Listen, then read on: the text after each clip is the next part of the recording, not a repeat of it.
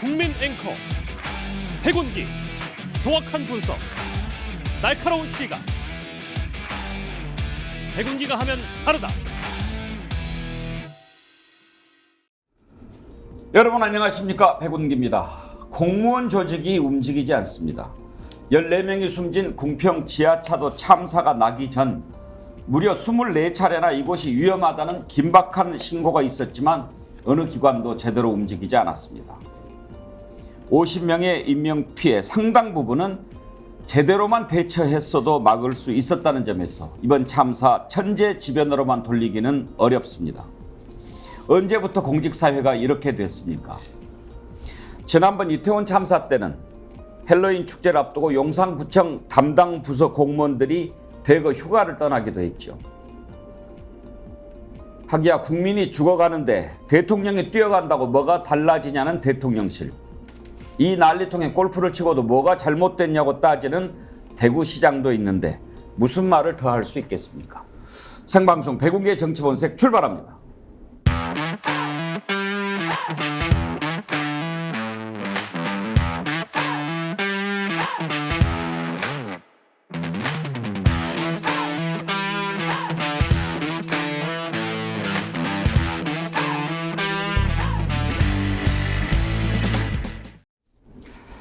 예, 수요일은 김장자매 철인 형제 나오는 날인데요. 오늘 김유정 의원, 장현미 변호사 나오셨는데 철인 형제가 다른 일정이 있어서 새로운 얼굴 두 분 모셨습니다. 박유진 서울시 의원, 곽관용 국민의힘 남양주을 당협위원장 나오셨습니다. 어서 오십시오. 네, 반갑습니다. 안녕하세요. 네. 우리 박유진 의원께서는 지금 서울시의회 대변인 맡고 계시고요. 예. 네. 서울시의원이면 지역구는 어디이신가요? 예, 저는 은평 뉴타운 살고 있어서 은평? 예, 제 3선거구라고 합니다. 예.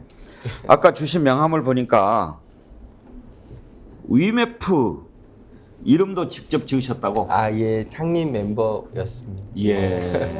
1년 전까지 UMF 실장이었습니다. 그러셨군요. 그렇게 이제 이뤄놓고.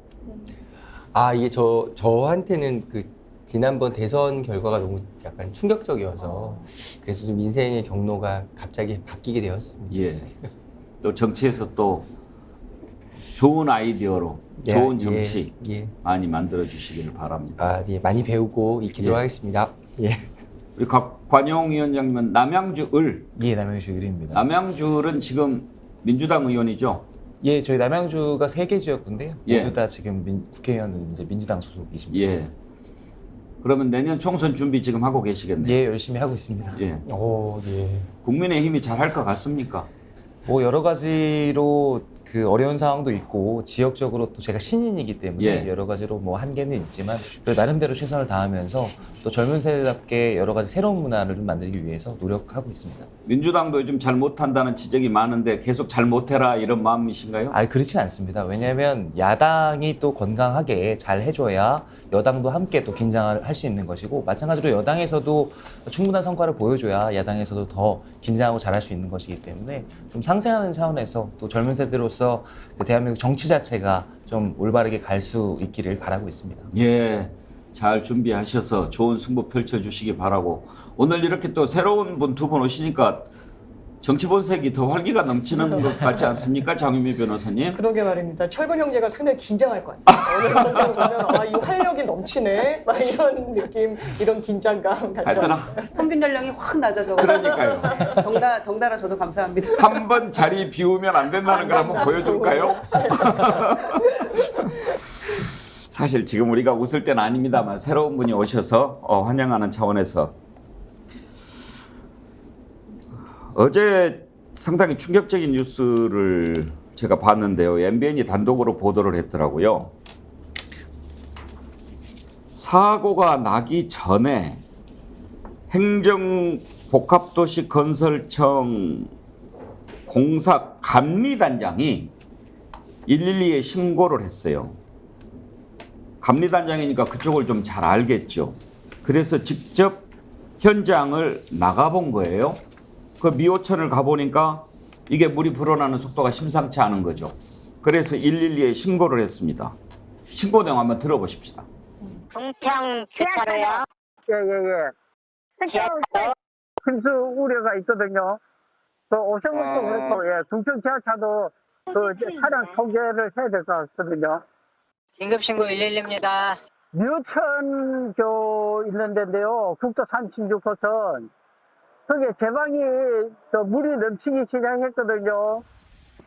이호청교 있는데요. 아까 신고 주신 거예요?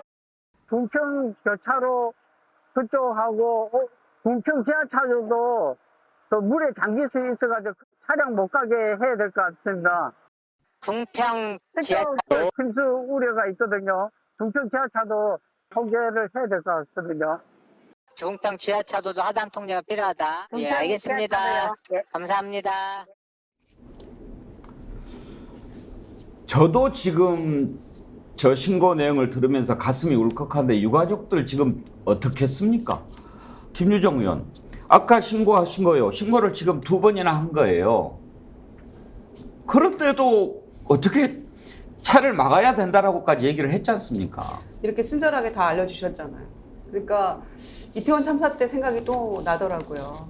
그때도 정말 많은 시민들이 압사의 위험이 있다 이런 얘기들을 정말 수십 차례 전화해서 알리고 하지 않았습니까? 그런데 제대로 한 일이 아무것도 없었죠. 어떤 대책도 세우지 않았고요. 그래서 이런 신고 전화를 받고도 경찰, 소방, 흥덕구, 청주시, 충북도는 계속해서 서로 떠넘기기만 했다는 게 정말 분통 터질 일인 것이죠. 그래서 이렇게 경찰에 신고까지 했는데 경찰은 인력이 없어서 못 보낸다는 둥 또는 엉뚱한데 또 출동을 했다는 둥 이런 얘기가 또 나오고 있잖아요. 그러니까 이렇게 시민들이 투철하게 신고까지 해서 이런 위험 상황에 대해서 통제해 달라라고 간절하게 요청을 몇 차례씩 했는데도 불구하고 이거를 못 막았다는 것은 인재라기보다 관제라고 할 수 있습니다.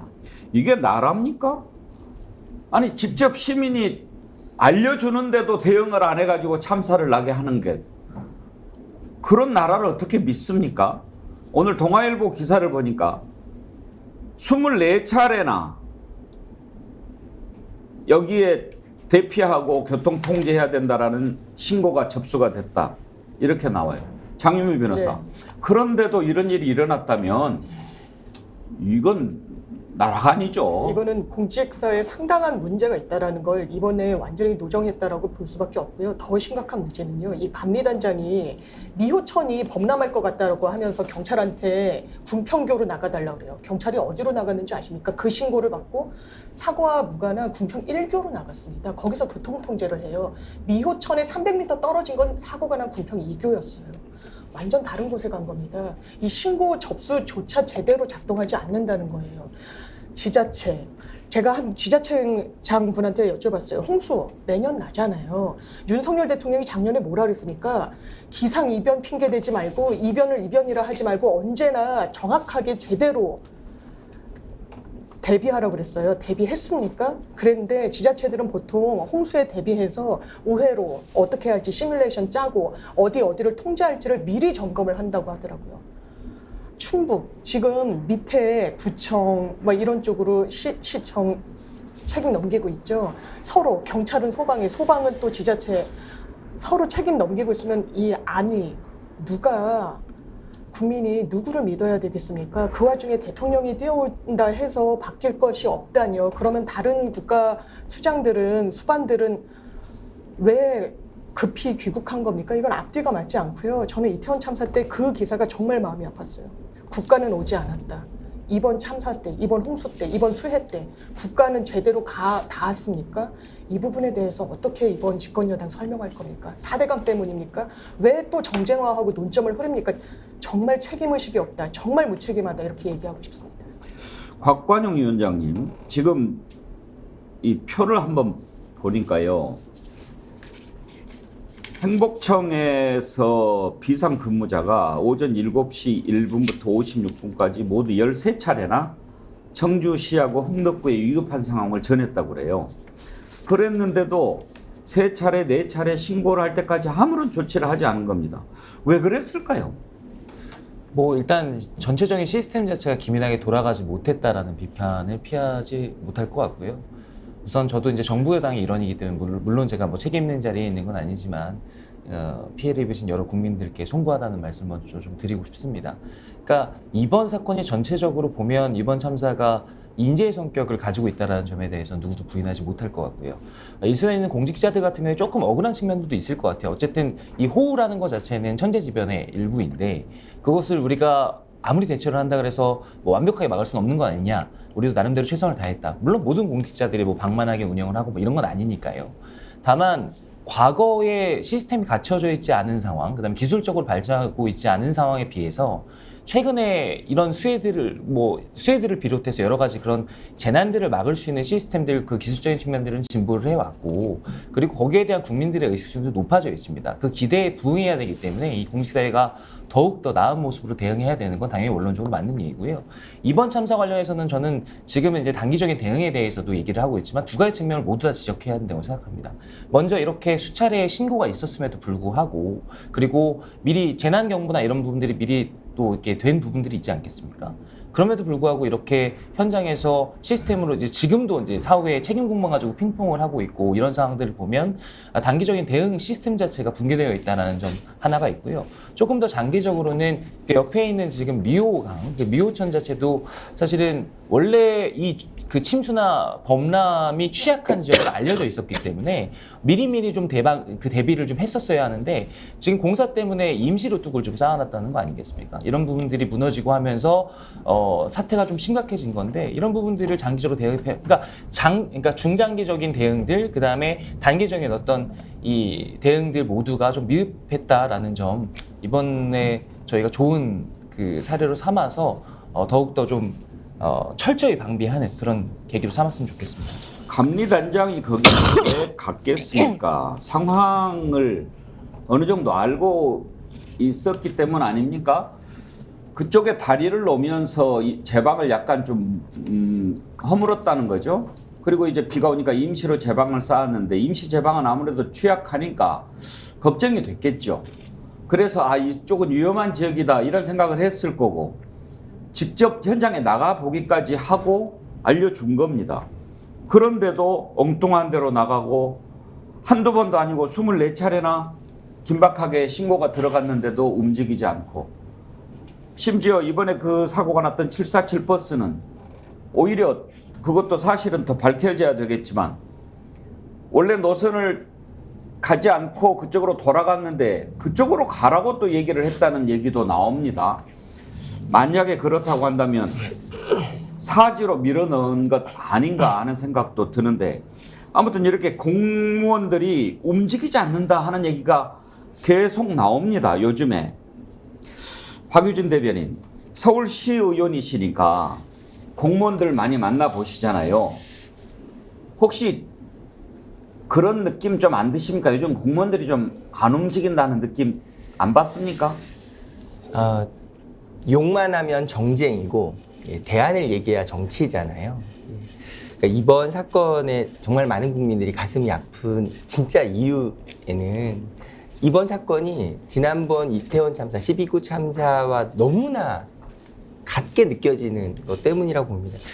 이태원 참사 때는 6시 34분 최초 신고가 있었죠. 그 뒤로 10시에서 10시 15분 사고 당일 시각까지 최소 3시간은 나라가 없었던 무정부 상태였습니다.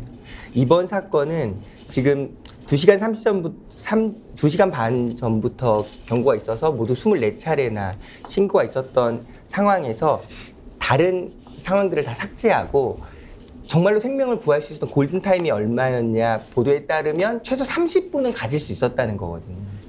자, 보십시오.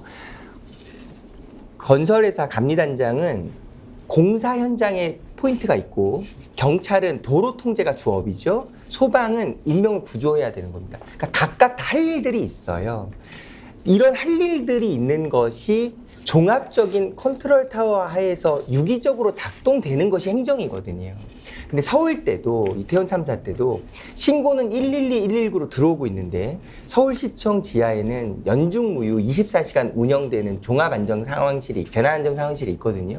놀랍게도 112, 119 시스템과 종합재난안전상황실의 시스템이 서로 연계되어 있지 않았어요. 그러니까 신고와 재난안전실 상황의 운영이 분리되어 있었다는 것이 극적으로 증명됐던 거거든요. 이번 사건 역시 똑같습니다. 왜 대통령이 자리가 없었는지가 문제이고 청주시 행정에 대해서 다시 질문을 하지 않을 수가 없는 이유가 각자 부문들은 각자의 역할들을 하고 있지만 이걸 전체적으로 보는 행정의 역할이 있었어야 아까 변호사님 말씀하신 것처럼 제대로 된 장소에 정확한 시간에 출동하고 각자의 역할이 유기적으로 결합될 수 있는 거잖아요. 이런 유기적인 결합이 방치되고 있었다는 것, 그게 문제의 핵심인 거죠. 소쩍새님, 대처를 안 해서 국민이 죽었으면 국가가 책임져야 하는 거 아닙니까? 이석영님, 위기를 넘기는 게 먼저지 또 수사하는 게 말이 됩니까? 김은숙님, 나라가 이런데도 이권 카르텔이나 외쳐대고 있으니 정말 속 터집니다. 이권 카르텔 얘기는 조금 이따 해보겠습니다.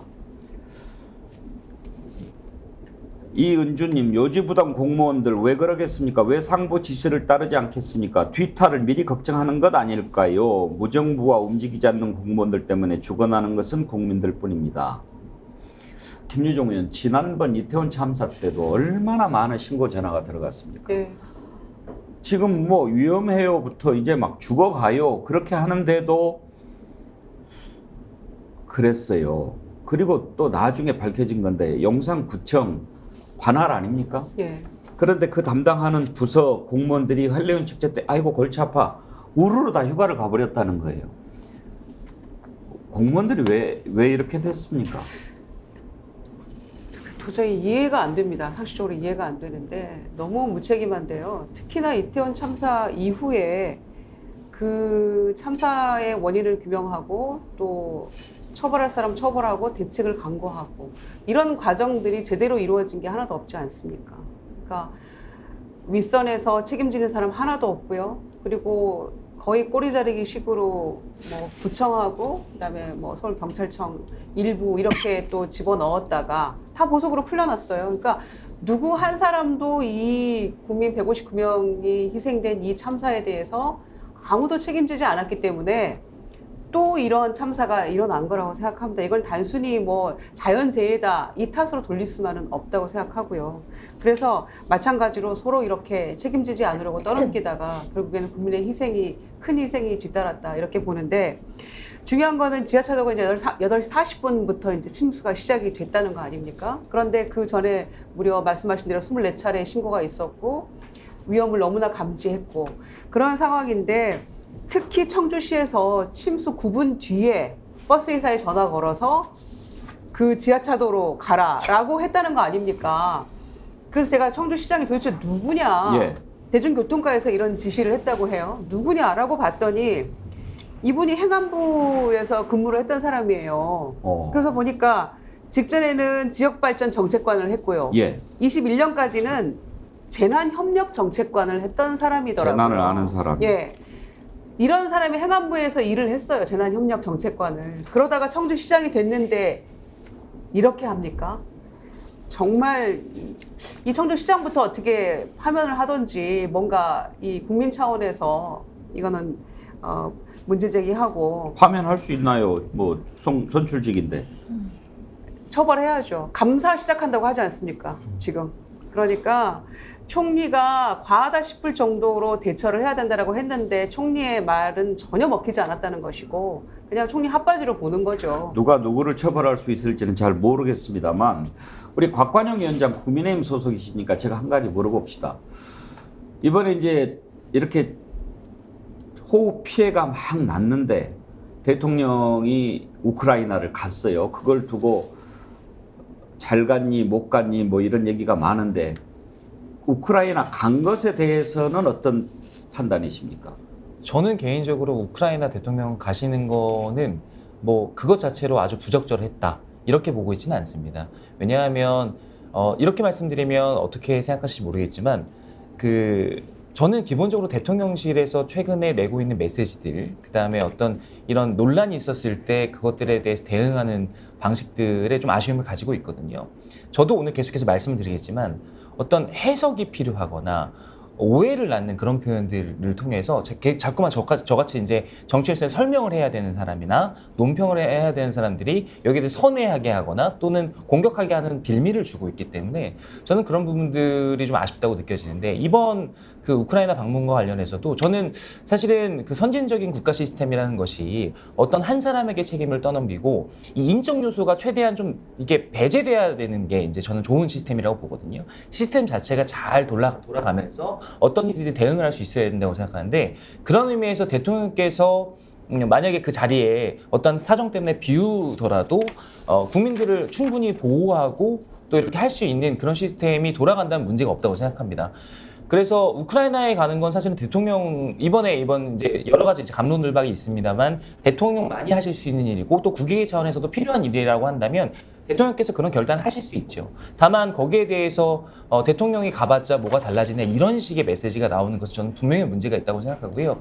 이것은 사실은 제가 아까 말씀드린 것처럼 대통령께서는 항상 마음만 함께 하고 있다. 빨리 달려가겠다. 하지만 지금 당장은 이러이러한 일이 있으니 국가의 시스템을 믿고 기다려달라. 이런 식의 메시지 정도가 나왔다면 오히려 국민들께서 지금 이렇게 공분하고 하시는 부분들이 좀 적을 것 같은데, 이런 표현의 문제, 섬세한 어떤 국민들의 마음을 어루만져주는 이런 태도의 문제, 이런 부분들에는 저는 조금 더 세심해야 된다, 이런 생각입니다.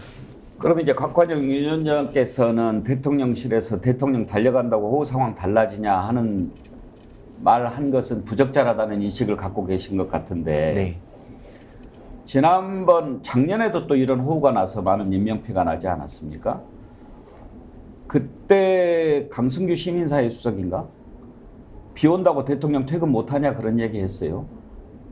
그런 말 하는 사람들, 이런 말 하는 사람들 당에서 좀 뭐라고 얘기를 해야 되는 거 아닙니까? 얘기 좀 합니까? 저는 공식적 비공식적으로 비판하고 있습니다. 그리고 저와 비슷한 생각을 가지고 있는 당내 여러 사람들이 있는 것으로 알고 있고요. 본질적으로 정치의 역할, 이렇게 재난이나 위기 상황 앞에서 정치가 할 수 있는 역할은 크게 두 가지입니다. 첫 번째는 국민들의 마음을 말로써 또 메시지로서 어루만져주는 그런 또 세심한 태도들, 이런 것들이 첫 번째가 될 것 같고요. 두 번째는 현장에서 정치인들이 뭐 이렇게 할 수 있는 것들, 오히려 현장에 수습하고 있는데 가서 왔다 갔다 하면 방해만 될 뿐이지 그 당시에 어떤 힘을 보태거나 물리적으로 할 수 있는 일이 없단 말입니다. 그 이후에 기본적으로 이런 부분들이 제도적으로 미흡한 부분이 있다면 이런 부분들을 보완하고 또 공직사회를 긴장하게 만들고, 이런 것들이 정치인들의 역할일 텐데, 그런 역할들에 대해서 한 번 더 저희가 감안을 하고 본다면 그런 식의 메시지는 국민들의 눈높이에 부합하기는커녕 오히려 지금 여러 가지 피해를 입으신 국민들의 마음을 후벼팔 수 있는 그런 것이기 때문에 다시 한번 그 정치의 역할, 이런 위기 앞에 정치의 역할을 좀 생각해 보셨으면 하는 그런 비판 드리고 싶습니다. 다 자리라는 게 있습니다. 그 자리에서 해야 할 일이 있는 거고요. 그러면 대통령이 해야 될 일은 뭡니까? 국민의 생명과 재산을 보호해야 하는 그런 책임을 갖고 있는 자리 아닙니까? 그러면 이렇게 집중호우가 나서 막 인명피해가 생기면 어떻게 해야 됩니까? 뭘 제일 우선순위로 둬야 됩니까? 작년에 호우 피해 났을 때 대통령 다시는 이런 인명피해가 나지 않도록 하겠다라고 얘기를 했습니다. 본인 입으로. 그러면 외국의 순방 중에 이런 보고를 받았으면 일정을 중단하고 돌아올 수도 있는 거고, 아니면 그거보다도 이게 더 심각하다라고 하는 메시지를 줘야 되지 않습니까? 그런데 내부적으로는 일정이 있었겠지만 국민들은 몰랐으니까 일정이 없던 우크라이나를 갑니다. 그것도 13시간, 14시간 고생해서 갔다고 자랑할 일입니까? 그렇게 해서 가놓고 왜 갔느냐라고 하니 이번에 안 가면 못 갈 것 같아서 그랬다. 간다고 상황이 달라지냐.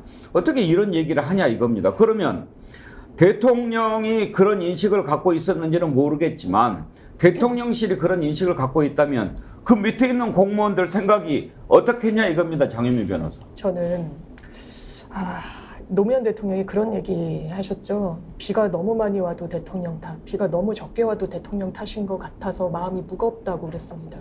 이 정도 인식까지도 기대하지 않습니다. 근데 윤석열 대통령 이거 일본의 TBS 민영방송에서 윤석열 대통령이 우크라이나 방문한다라고 기사가 난 적이 있어요. 대통령실에서 상당히 사실 아니라고 그랬습니다. 그리고 김태호 차장도 이 부분이 좀 유동적인 상태로 갔다가 그 현지에서 폴란드 현지에서 좀 대통령의 결단이라는 취지로 설명하기도 했어요. 그렇다면 어떤 동선상 그런 부분 때문에 갔던 겁니다. 그건 부인할 수 없어요. 그런데 현장에 돌아와서 대통령 뭐라 그랬습니까? 왜 공무원들이 현장에 가 있지 않냐고 호통쳤습니다. 저는 위정자라면, 집권 여당이라면 국민의 생명이 사그라들 때 본인의 책임을 일말이라도 느껴야 된다고 생각합니다. 노무현 전 대통령처럼요.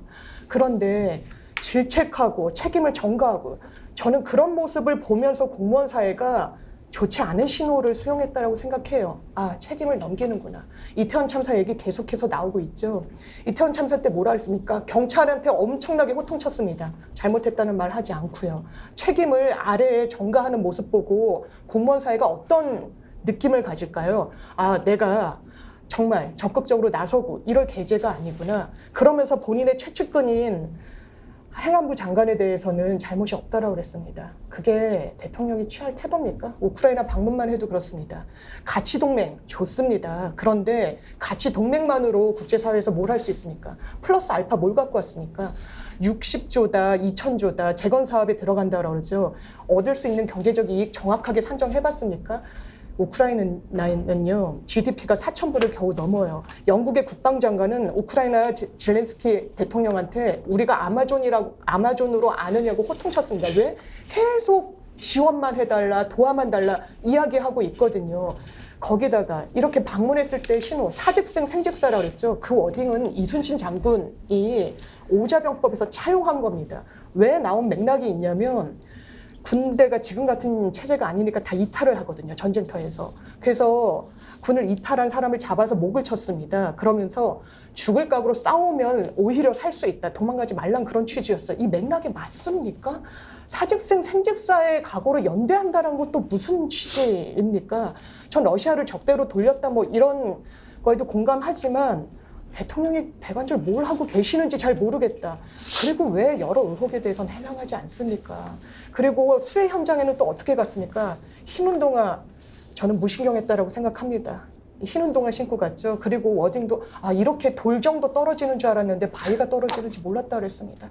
이게 현장에서 집이 묻히고 전 재산을 잃은 분들한테 할 수 있는 지도자의 말인가요? 너무 저는 대통령부터 바뀌어야 된다고 생각합니다. 하얀 운동화도 부적절하다고 생각하시는 것 같은데 작년에는 구두 신고 갔어요. 그랬죠. 예, 그나마 이번에는 운동화를 신어서 다행이다 그렇게 생각했는데 근데 그렇게 흙탕물 속에 하얀 운동화 신으면은 금방 한 번 신고 못 신을 것 같긴 해요. 아마 이제 국민들 가슴에 가장 극적으로 남아있는 상처의 워딩이 있죠. 신도림 참사 사건 현장에 가서 그 지하 단칸방을 이렇게 쭈그리고 앉아서 지켜보면서 이렇게 얘기하시거든요. 내가 퇴근하면서 밖을 보니 이미 아파트 저지대는 물이 차오르더라고 라고 말하면서 귀가하신 거예요. 남의 일이 아니죠. 대통령이란 자리는 결국 모든 책임은 이 자리에서 라고 책상 앞에 붙여놓으시고 일하고 계시다고 하시잖아요. 이번에도 그리고 지난번에도 결국 이 모든 책임의 당사자가 본인이라는 거를 절감하고 있다라고 국민들에게 전해도 모자랄 판에 그것은 마치 남의 일이고 그것을 지적하는 게 대통령이 업무인 것처럼 생각하고 있는 게 국민들 가장 가슴 찢어지게 하는 일이라고 생각합니다. 그런데요, 이제 윤석열 대통령이 국무회의를 하면서 느닷없이 또 이권 카르텔 얘기를 합니다. 지금 이 수해 복구 그거 가장 현안인데 이권 카르텔 얘기가 왜 나오는가 참 뜬금없지 않습니까? 한번 들어보시죠. 정부는 모든 가용 자원을 총동원하여 구조와 복구 작업 그리고 피해자 지원을 속도감 있게 추진해야 합니다. 국민의 혈세는 재난으로 인한 국민의 눈물을 닦아드리는데 적극적으로 사용되어야 합니다. 이권 카르텔, 부패 카르텔에 대한 보조금을 전부 폐지하고 그 재원으로 수해 복구와 피해 보전에 재정을 투입해야 됩니다. 갑자기 목소리가 높아지는데 좀 화를 내는 것 같습니다. 곽관영 위원장, 좀 화내는 목소리 아닙니까? 오늘 좀 힘드시겠네요. 왜 화를 내요? 누구한테 화를 내는 겁니까? 화가 좀 나신 것 같긴. 그러니까 뭐 때문에 화가 났어요? 누가 화를 내야 됩니까 지금? 그러니까 저게 지금 제가 아까 말씀드렸듯이 계속해서 해석을 낳고 있기 때문에 문제입니다. 저도 오늘 좀 해석을 계속해서 해드려야 되는 입장이라서 좀 곤란한데요. 저 부분은 분명히 지금 수해복구 그다음에 이제 재난 지원 관련된 것과 예. 지금 대통령께서 조금 집중하고 계신 그 어떤 보조금 문제, 국고보조금 문제가 좀 섞여서 뒤섞여서 나와서 지금 저렇게 보이고 논란이 되고 있는 건데요. 저 부분은 분명히 좀 구분해야 되는 문제가 있습니다. 그러니까 제가 저 부분에 대해서 조금 선회하자면 이 수해가 나고 지금 국민들께서 인명 피해, 그다음에 재산 피해를 입었지 않습니까? 이런 부분들을 국가에서 이제 보전해 주려면 단기적인 대책과 장기적인 대책이 모두 있어야 되는데 지금 저 말씀하신 것처럼 뭐 최근에 물론 이콘 카르텔 관련된 부분 대통령 지적하실 수 있고 그다음에 부당으로 수취한 이런 부분들에선 국가에서 환수 조치 내릴 수 있죠. 근데 이건 장기간에 걸쳐서 일어나는 일이거든요. 이 부분을 당장 재원으로 투입해서 뭐 수해복구나 이런 데 즉각 사용할 수는 없는 일입니다. 그런 부분들은 오히려 미리 편성되어 있는 그 예비비나 이런 부분들에서 지출을 해야 되는 부분이기 때문에 그 부분을 이야기하신 건 아닌 것 같고요. 그 이후에 사실은 이 부분에 대한 재발 방지나 이런 것들을 통해서 구조적인 부분들을 계속해서 저희가 보완해 나가는 그런 과정이 필요하고 거기에 있는 재원이 또 필요하지 않겠습니까? 그런 부분들에 있어서 장기적인 재원을 마련한다는 측면에서 여러 가지로 낭비되고 있는 혈세들을 우리가 정부에서 지금 긴축하면서 잘 마련해 보겠다라는 그런 취지로 해석할 수 있겠는데요. 그렇다고 해서 지금 이 카르텔 부분을 바로 재정에 투입하겠다 이런 부분들이 현실적으로도 가능하지 않고 또 지금 여러 비판들도 있지만 여러 가지 이런 오해들을 나올 수 있기 때문에 저는 사실은 아주 적절하다 이렇게 보이지는 않습니다. 말이라는 게 다 때가 있고 순서가 있는 것이지. 김준정 의원 왜 여기서 이권 카르텔 얘기가 나오냐고요. 그러니까 정말 이해가 안 됩니다, 저도. 그러니까 앞서서 국민들께 죄송하다는 말을 먼저 해야 되는 거 아닙니까? 이 오송 지하차도의 이런 희생자, 이런 사고 같은 경우에는 정말로 이거는 관제이잖아요. 다 서로 떠넘기기 하고 네 책임이다 이렇게 하면서 넘기게 하고 있는 그런 가운데 국민이 희생된 이런 상황에서 대통령이 책임지고 죄송하다는 말씀을 먼저 해야 정상이 아닌가 싶어요. 그 후보 시절에는 산불난 지역에 가가지고 그 위로하고 하면서 청와대 들어가면 안 올 거 아니냐고 얘기하니까 청와대 들어가 헬기 타고라도 온다 이런 얘기 했었는데 이제는 뛰어가도 소용없다고 하니 그 밑에 공무원들은 다 순차적으로 뭐 내가 간들 달라지겠어라는 생각 똑같이 안 하겠습니까? 그러니까 마찬가지로 다 전념이 되는 거죠, 이거는. 대통령이 이렇게 아니하는 생각을 하고 있으니까요. 대통령이 컨트롤 타워 꿰차고 앉아서 이렇고 저렇고 상황 보고하면서 지시하고 신속하게 보고받고 또 대처하라고 이렇게 하면 아무래도 문제가 더 수월하게 대처할 수 있고 풀리겠죠. 그걸 하라고 대통령이란 자리가 있는 거 아니겠습니까? 그런데 그거 안 해놓고 지금 막 화를 내면서 이권 카르텔 얘기를 하는데요. 저는 지난번에 그 정부의 비판적인 목소리 내는 시민단체에 대해서 국고보정 이거 굉장히 기분 나쁘게 생각하잖아요, 대통령께서. 그리고 무슨 뭐 부정 사용했다랄지 이런 것들. 그게 314억이었는데 5천억 깎아버려. 막 이런 얘기 나왔잖아요. 그러니까 제가 생각하기에는 대통령이 국고보조금에 대한 개념 자체가 잘 없으신 것 같아요. 왜냐하면은 우리나라 예산 638조 중에 102조 정도가 올해 이를테면 국고보조금이에요. 그러니까 다양하게 사용이 되죠. 지방 그 자치단체 재정 지원도 하고 교부금으로 나가는 것도 있고 보조금 나가는 다양한 그 명의로 나갑니다. 그런데 그 중에서도 이제 NGO나 시민사회단체에 지원하는 것도 있겠죠.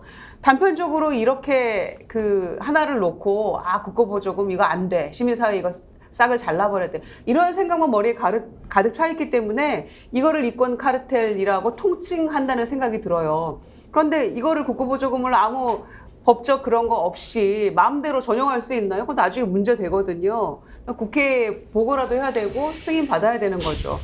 그런 절차나 이런 거 없이 당장에 이 국고보조금 이미 다 지급된 거를 걷어다가 사용할 수 있습니까? 수혜에 지금 지원하는데 그러니까 말이 안 된다는 것이고 언제 어떻게 어떤 방식으로 어느 정도의 이 그 국고보조금을 지원할 수 있다는 것인지 전혀 어떤 구체적인 플랜도 없어요. 그냥 이권 카르텔, 뭐 시민단체 나가는 거 이런 거 다 수혜 지원금으로 써. 지금 이런 차원인 것인데 그때 수혜 그 지역 갔을 때 뭐 살려주세요, 뭐 도와주세요 이렇게 얘기하니까 열심히 지원하겠다고 하면서 대통령이 한 얘기가 이거였잖아요. 이럴 때 쓰려고 돈 모아뒀다, 아꼈다 이런 얘기를 하는데 정말 이건 앞뒤 맥락 없는 얘기입니다. 어떤 정도의 양을 어떻게 사용하겠다는 것인지 국고 보조금에 대한 개념조차도 제대로 정립되지 않고요. 그리고 사과하고 정말 그 국민들께 죄송하고 읍설을 해도 시원치 않을 판에 왜 막판에 이권 카르텔 얘기를 합니까? 이거는 마치 5.18 기념사에서 AI 얘기했던 것과 같은 맥락이라고 생각합니다, 저는. 박유진 대변인 혹시 시차가 아직 적응이 안 된 걸까요? 저는 이번에 이권 카르텔 이야기는 지금까지 1년 넘게 진행됐던 정부 사례 중에 정말 최악의 발언이라고 생각해요. 왜 그러냐면 이거야말로 전형적인 갈라치기의 상징이거든요. 모두가 다 국민들이 감동으로 기억하는 장면이 하나 있습니다. 강원도에 거의 고성 일대를 다 태울 정도의 대형 산불이 났을 때 전국에 있는 소방차가 일제히 새벽에 고속도로를 가로질러서 강원도로 몰려가는 그 모습을 보면서 그때 많은 국민들이 이런 평가를 내렸거든요. 이것이야말로 국가의 존재 이유를 내 눈으로 직접 봤던 광경이다. 맞습니다. 책임의 크기는 권한의 크기와 비례하거든요.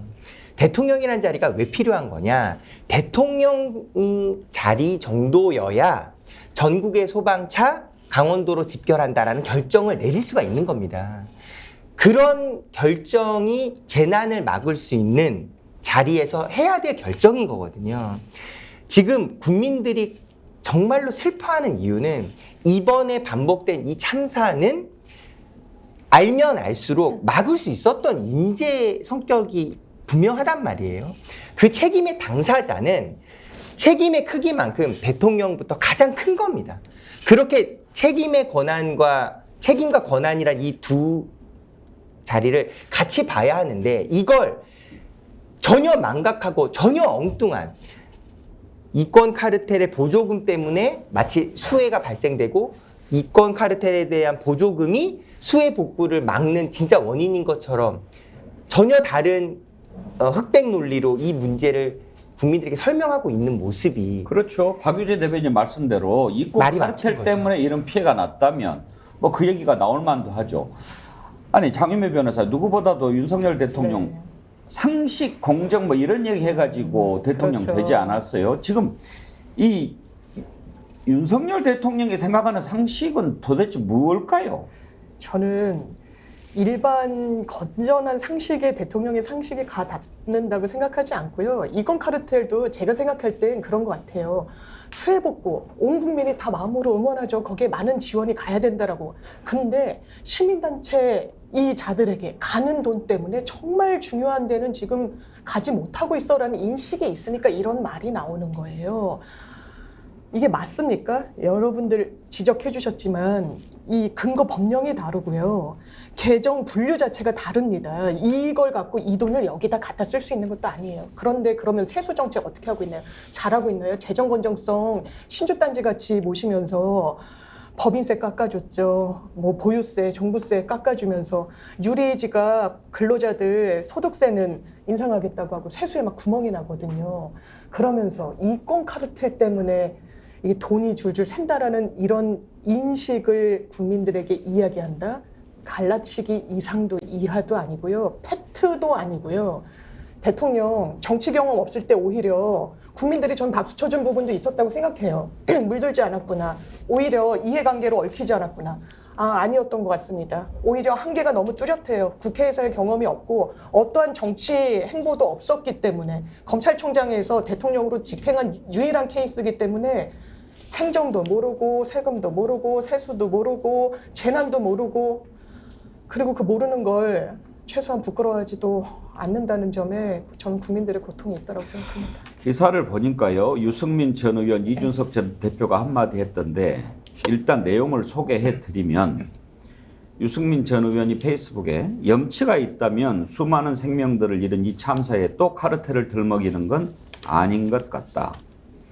오송 지하차도와 예천 산사태 등 수해 참사를 대하는 권력의 기본은 국민의 안전과 생명에 대한 무한 책임이다. 일선 공무원에게만 책임을 묻는다면 대통령 고위공직자는 왜 존재하냐. 지난 수회 때 대통령이 말한 대로 다시는 인명피해가 없도록 철저히 대비하겠다는 약속이 지켜졌더라면 인명피해를 줄일 수 있었다. 고작 대통령으로서 마음이 무겁습니다. 이 말에 공감과 배려, 대통령이라는 자리에 무한 책임은 보이지 않는다. 사과에 너무나 인색하고 남 탓만 하는 대통령은 더 이상 보고 싶지 않다. 이렇게 글을 썼고요. 이준석 전 대표도 이권 카르텔은 정치적 용어이고 수해 복구는 절박한 현안이다. 이 두 가지를 엮는 게 첫 번째 오류다. 이렇게 지적하고요. 두 번째 오류는 정확히 액수나 범위가 명확하지 않은 보조금을 어떻게 산출할지가 불명확한데 그것을 재원으로 한다? 이건 두 번째 오류다. 그러면서 어떤 사람이 이런 아이디어를 냈는지 이런 메시지를 낼 것을 대통령한테 조언한 참모는 당장 잘라야 된다. 그렇게 얘기했는데요. 이 말이 일리가 있지 않습니까? 근데 저는요, 이걸 보면서 그런 생각이 들어요. 곽건영 위원장 오늘 나오시라고 그랬는데 자꾸 곤란한 질문 드려서 죄송합니다. 괜찮습니다. 예. 왜 이런 상식적으로 일리가 있고 그렇겠다라고 싶은 얘기를 국민의힘 전 의원, 전 대표한테만 들어야 됩니까?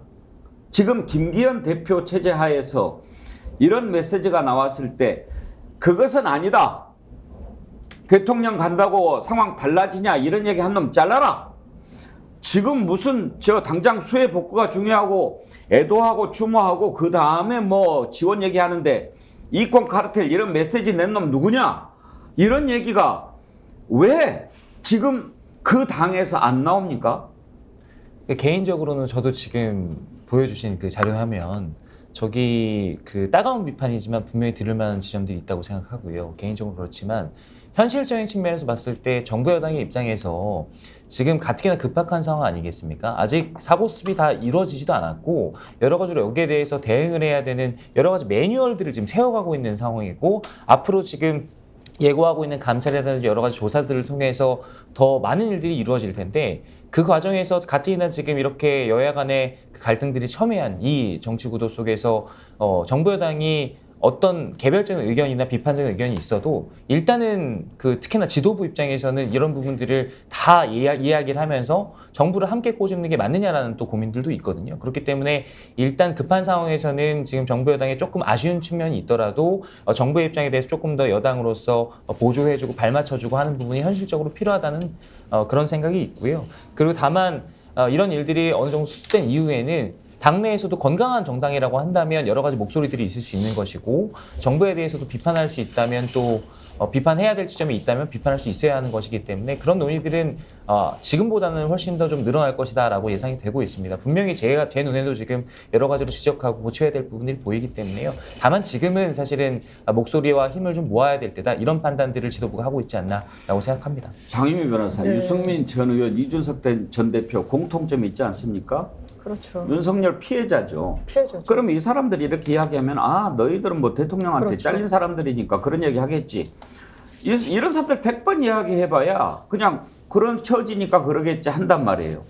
이런 목소리를 내는 사람들이 현재 국민의힘 내부에서 누가 있습니까? 저는 그런 얘기를 들읍니다. 이제 정치권 안팎에서 대통령을 엄호해 주기를 국민의힘에 몸담고 계신 분들도 상당히 조심스러워한다라는 거예요. 정말 건전한 상식과 국민의 마음의 시선에서 본다면 전 대통령을 두둔하기 최소한 지금 시점에서 좀 어렵다라고 봅니다. 그런데 지금 유승민, 이준석, 국민의힘에 몸담고 계신 분들은 오히려 그렇게 얘기해요. 너무 센 거 아니야? 우리 당 사람 맞아? 사실상 우리 당 사람 아니지라는 취지입니다. 이게 가서 부딪히지 통과해가지고 잘 수용되지 않는 분들이에요. 스피커는 크지만 오히려 이분들한테는 가닿지가 않는 겁니다. 그래서 지금도 대통령의 여러 문제점들이 있으니까 지금 뭐 용산에서 누가 잘릴 거다, 누가 뭐 경질될 거다 이런 얘기는 나오고 있는데 그게 근원적인 해결책이 되지 못하는 거죠. 그렇다면 여당이 김기현 대표 태생적인 한계가 있었습니다. 다 대통령실에서 찍어 누르고 그나마 이런 표현 저는 수긍할 수 있다고 만만한 말을 들을 것 같은 휘하에 좌지우지 할 수 있는 인물 내세웠습니다. 김기현 대표 그래서 정치적 미래 열릴까요? 전혀 그렇지 않습니다. 그 문을 어떻게 열어야 될까요? 이 대통령의 실정을 제대로 건강한 여당의 역할을 재정립해가면서 쓴소리도 해야 총선의 길도 열리고 차기 대선의 길도 열리는 겁니다. 대통령 기계적으로 엄호하고 그러니까 현장에 가니까 수혜민들이 뭐라 그랬습니까? 김기현 대표 왔을 때 박수 쳤나요? 사진만 찍고 가는 거 왜 왔냐고 호통쳤습니다. 그런 말을 새겨 들으세요. 대통령실에 그런 의중만 살피지 말고요. 국민들이 피해를 보기 때문에 그렇습니다. 집권 여당의 당대표, 원내대표 얼마나 많은 권한을 갖고 있습니까? 왜 저자세로 국민을 보지 않고 윤석열 대통령의 심기만 보고 있습니까? 한심합니다. 우리 곽관용 위원장님 오늘 처음 뵙는데 제가 보니까 아주 준비도 잘 돼 있으신 것 같고 옳은 생각을 갖고 계신 것 같은데 많은 국민들이 김기현 대표 되는 과정을 보면서 어떤 걱정을 했는지 잘 아시죠? 저런 식으로 뭔가 대통령하고 조금 각을 세울 것 같은 사람들은 하나 둘 다 정리해가지고 이제 만들어냈지 않습니까? 그렇지만 정당이라고 하는 거는 뭡니까?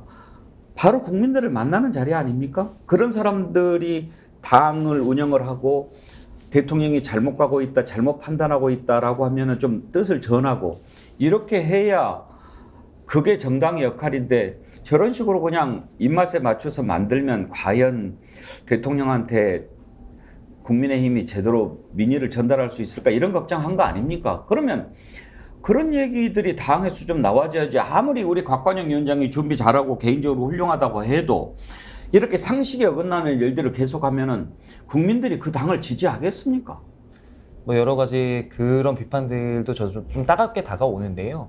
근데 당시에 이제 김기현 대표 체제가 탄생할 때 여러 가지 이제 저희 당내의 상황들을 좀 돌아보면 선택의 기로에 저는 좀 서 있었다고 생각합니다. 물론 김기현 대표께서 당대표가 되고 지금 최고위원처럼 이렇게 꾸려지면 대통령실과 그렇게 각을 세워야 하는 상황에서도 각을 세우지 못할 것이다. 건강한 비판 불가능할 것이다. 이런 우려들이 있었던 건 사실인데요.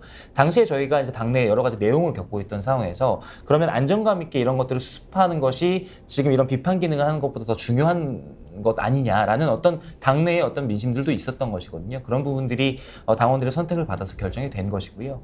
다만 지금까지 얘기가 된 것들을 보면 저도 뭐 일개 원내당협위원장이지만 방송에 나와서 나중에 제가 이런 것들이 방송에서 다시 봤을 때 내가 떳떳하지 못한 이야기를 했구나. 뭔가 그때 당시에 상황이 겁나서 뭔가 하면 안 될 이야기를 했구나. 이런 것들은 하지 말자라는 원칙을 가지고 계속해서 이야기를 하고 소신을 밝히고 있거든요.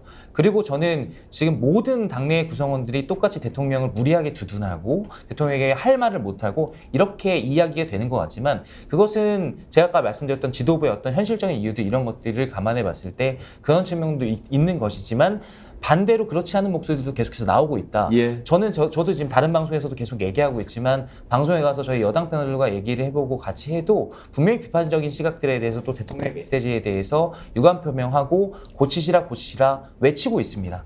그런 부분들이 저는 지금은 국민들 보시기에 좀 우려스럽고 충분하지 못할지라도 조금씩 저희 당과 대한민국을 바꿔갈 수 있는 힘이 될 것이라고 믿고 있습니다. 아무쪼록 박 위원장께서는 상식에 입각해서 정말 그 국민들의 목소리를 잘 좀 전달을 해주셨으면 좋겠습니다. 우리 정치본색 오늘 처음 오셨는데 저희는요 여당도 아니고 야당도 아니고 진보도 아니고 보수도 아닙니다. 기준이 딱 하나입니다. 상식입니다. 상식에 맞으면 됩니다. 근데 너무나 지금 상식이 사라져 있고 도대체 이제 뭐가 상식인지까지 헷갈릴 정도가 됐기 때문에 제가 생각하고 있는 것이 상식인가 저도 가끔 헷갈립니다. 근데 이렇게 상식에 어긋난 말이 갑자기 튀어나오고 이해할 수 없는 엉뚱한 논리, 회개한 논리가 나오는 이유가 뭘까 궁금해요. 뭔가 대통령한테 그런 걸 막 주입하는 사람이 있는 게 아닌가 하는 생각이 드니까 그러니까 말도 안 되는 천공 얘기가 나오는 거 아니겠습니까? 이건 뭐 제가 사실 확인이 안 돼서 잘 모르겠는데 혹시 김유정 의원 윤석열 대통령 이번에 나토 가기 전에 뭐 보수 유튜버들 몇 명 불러가지고 만찬했다 그런 얘기 혹시 들으셨나요?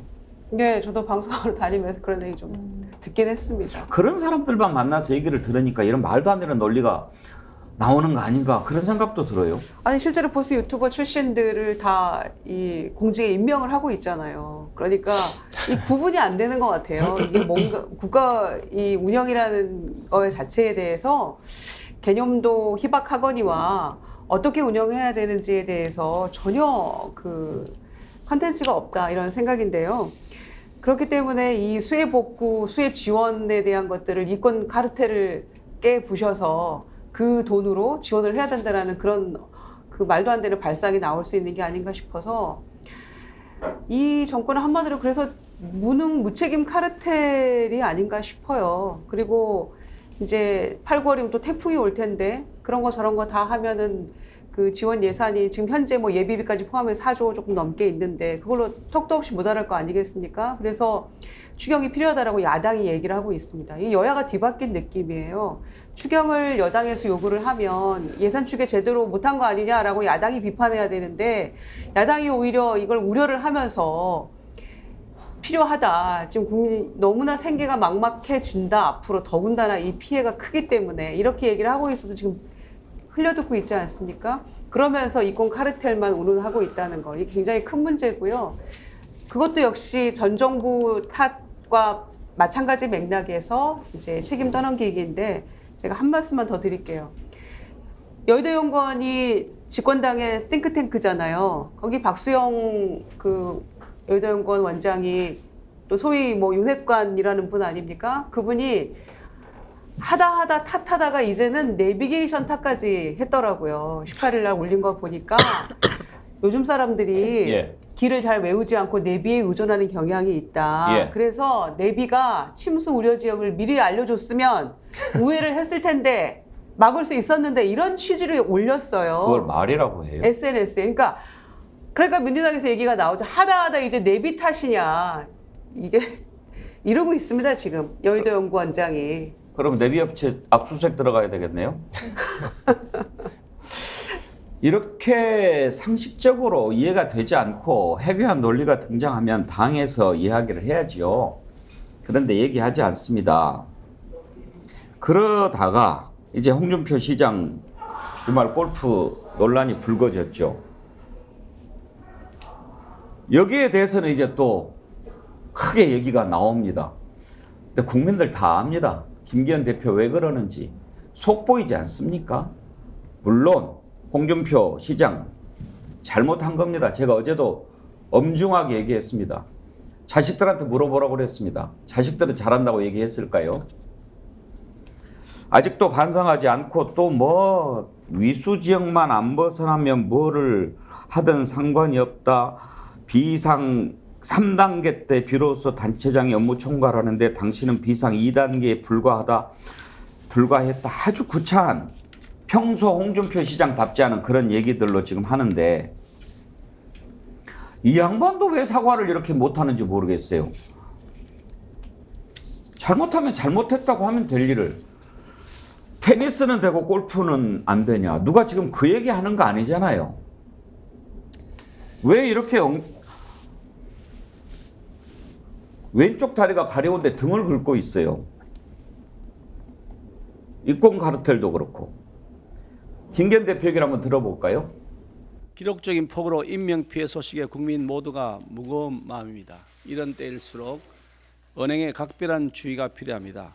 당 소속 의원들은 물론이고 각 당협의 위원장 그리고 지자체장, 정부 관계자 또한 부적절한 언행으로 무리를 빚는 일이 없도록 해주실 것을 당부드립니다. 우리 당의 윤리 강령 등을 보면 이 사행행위, 유흥 골프 등에 대한 제한에 대해서 자연재해 등으로 국민이 슬픔에 잠겨 있거나 국민과 국가가 힘을 모아야 할 경우에 이런 일을 할 수 없도록 규정을 짓고 있습니다. 아, 당헌 당규에 있어요? 그 골프와 관련된 부분이? 예, 우리 당 윤리 강령에 그런 부분들이 적시가 돼 있고요. 과거 2006년에 홍문종 의원이 수해에 관한 강원도에서 골프 쳤다가 제명된 일이 있었어요. 일종의 판례라는 게 윤리위 징계에도 영향을 주나요? 글쎄요, 제가 윤리위원회의 판단은 완전히 독자적인 결정이기 때문에 제가 뭐 징계 수위라든지 이런 부분들을 먼저 예단해서 이야기하는 건 좀 성급할 것 같습니다. 만약 홍 시장이 얘기한 것처럼 아니 뭐가 문제냐라는 방식으로 이런 애들이 정리가 되게 된다면 그러면 전국에 있는 공직자들이 아 이거 별 문제가 없는 거구나라고 하는 잘못된 인식을 심어주진 않을까 이렇게 또 생각하시는 분들이 있을 거거든요. 네, 복합적인 판단이 있을 거라 봅니다. 이제 국민의힘 윤리위원회가 징계 절차 들어갈 것 같은데 곽관영 위원장께 한 두 가지만 물어봅시다. 먼저 홍준표 대구시장의 골프 어떻게 생각하십니까? 뭐 이거는 뭐 두말할 여지 없이 이거는 부적절하다고 생각합니다. 그러면 홍준표 시장이 잘못했다 이렇게 보시는 것 같은데 홍 시장은 왜 저렇게 나오는 것 같습니까? 저는 조금 놀라웠습니다. 일단 처음에 이 부적절한 일이 있었을 때 그 기자들이 질문하는 데 대해서 이제 대답을 하지 않았습니까? 저는 원론적으로는 홍 시장의 원래 스타일을 좀 발휘한 측면이 첫 번째가 있다고 생각하고요. 두 번째는 이번에 조금 오히려 이렇게 논란이 된 부분에 대해서 그렇게 위기의식을 느끼거나 안 좋다고 느끼지 않으시는 게 아닐까라는 생각이 들 정도로 일종의 약간 자의식 과잉 같은 게 느껴졌어요. 내가 당신들이 이렇게 시비 건다고 해서 그렇게 뭐 이렇게 기죽을 사람이냐?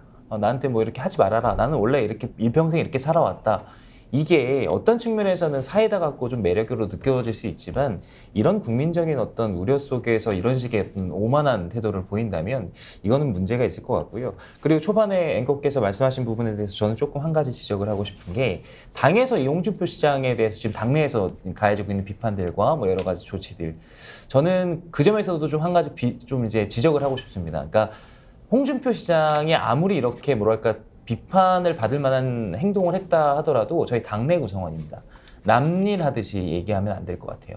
제가 시작을 하면서 대통령에 대해서 뭔가 부족한 부분을 비판하고 하면서도 이것이 제가 만든 대통령이고 저희가 함께 힘을 모아 만든 대통령이고 홍 시장님도 어쨌든 대구 그때 선거에 나갔을 때 저희 당에서 응원했던 시장이고 지금 저희 당의 시장입니다. 그렇기 때문에 이것은 우리가 모두 함께 매를 맞아야 하는 것이지 남일 얘기하듯이 이렇게 뭔가 갑자기 잘 걸렸다 하는 식으로 비판하고 하는 것은 저는 누구한테도 옳지 않다고 생각하고 함께 사과하는 마음이어야 한다고 생각합니다. 그래서 당연히 당에서는 당원 당규에 따라서 필요한 조치들을 해 나갈 테지만 거기에 대해서 뭔가 다 같이 좀 부끄러운 마음을 함께 가졌으면 좋겠다는 생각을 하고 제가 있습니다. 두 번째 질문할 것까지 같이 답변을 해주셔서 두 번째 질문은 패스하겠습니다. 제가 왜 김기현 대표 저렇게 나오는 것 같으냐라고 좀 여쭤보고 싶었는데 박유진 대변인, 일단 홍준표 시장이 저렇게 나오는 이유가 좀 궁금해요. 왜냐하면 그래도 홍준표 시장이 가끔 이렇게 좀 입바른 소리를 하잖아요.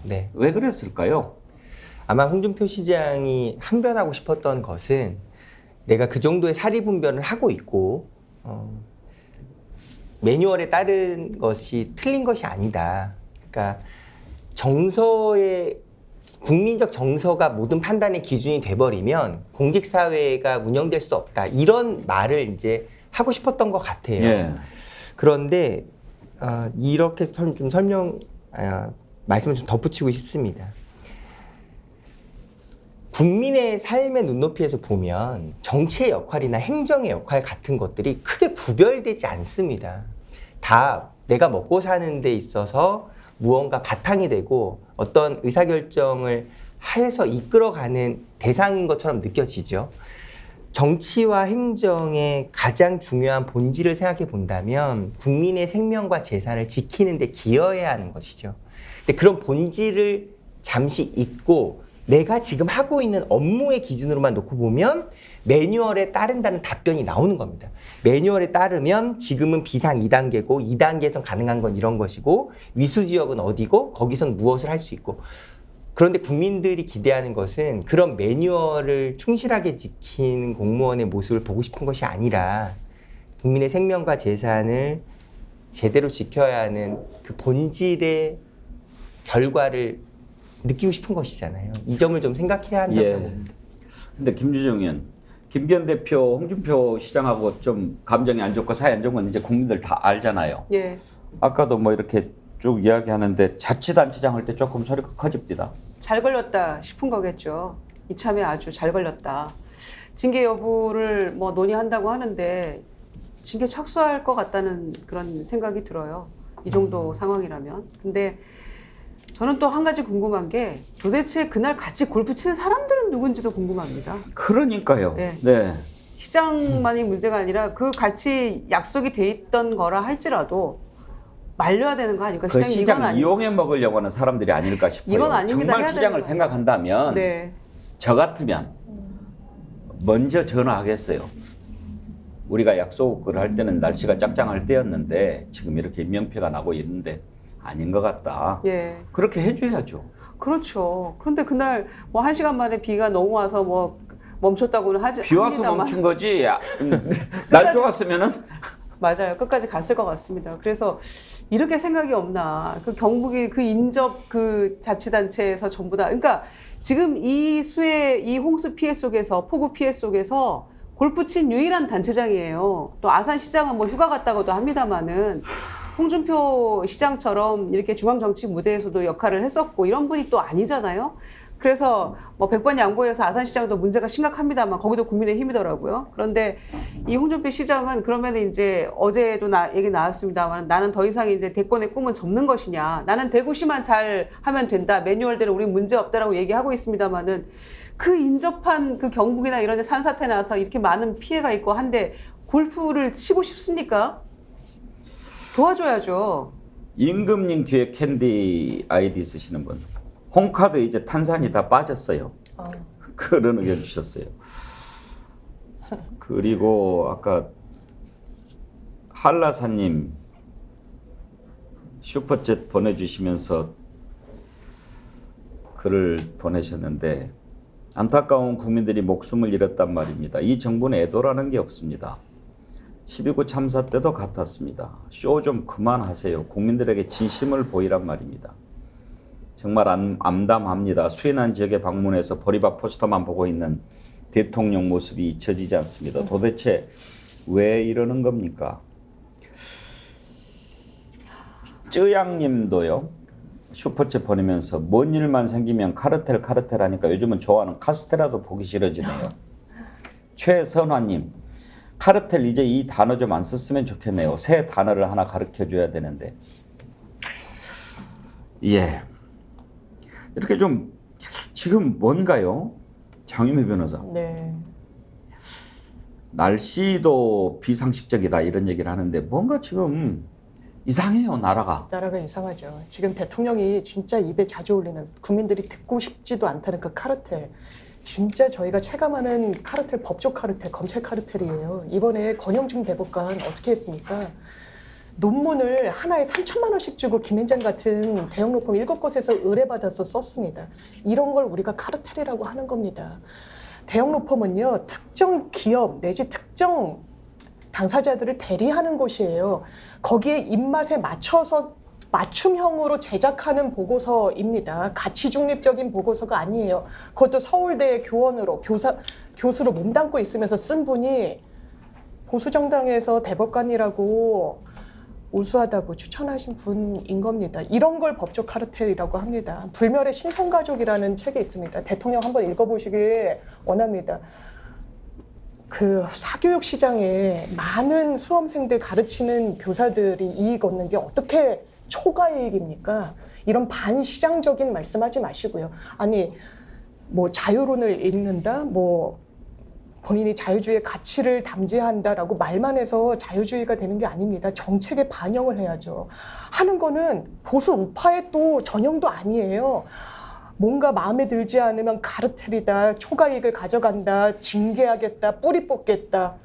이거는 정말 국가가 우왕좌왕 그냥 대통령의 마음에 따라서 좌지우지. 대통령은 모든 걸 알고 있다라고 그러잖아요. 교육도 알고 있고 수사를 해가지고 이것도 알고 저것도 알고 있고 이런 식의 참모 그리고 이런 식의 마음가짐으로 국가를 운영하는 집권 여당 세력, 대통령, 국민들이 그대로 보고 계시지 어려울 겁니다.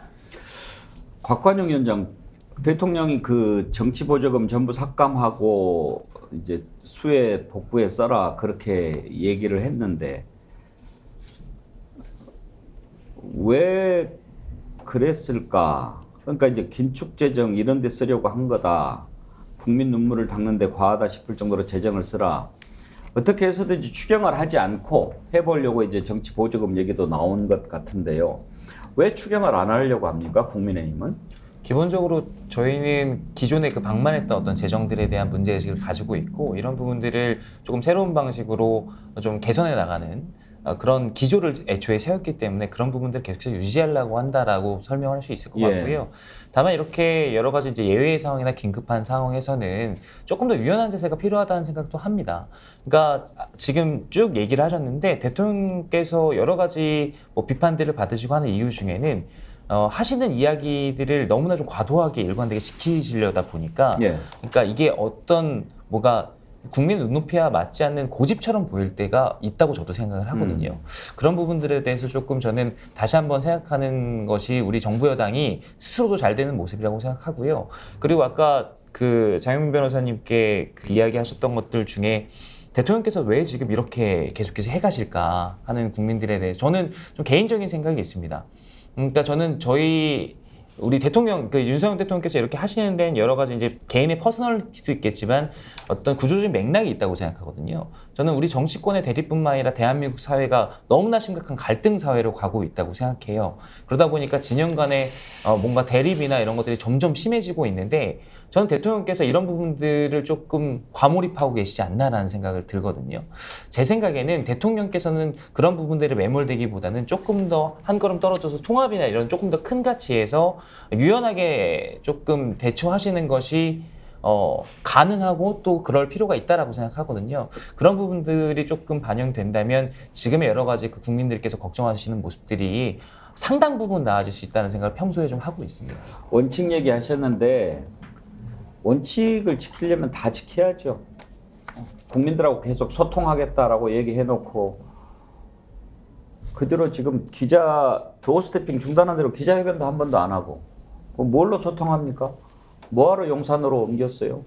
뭐 그런 원칙은 또 다 어디 갔는지 국민들이 궁금해합니다.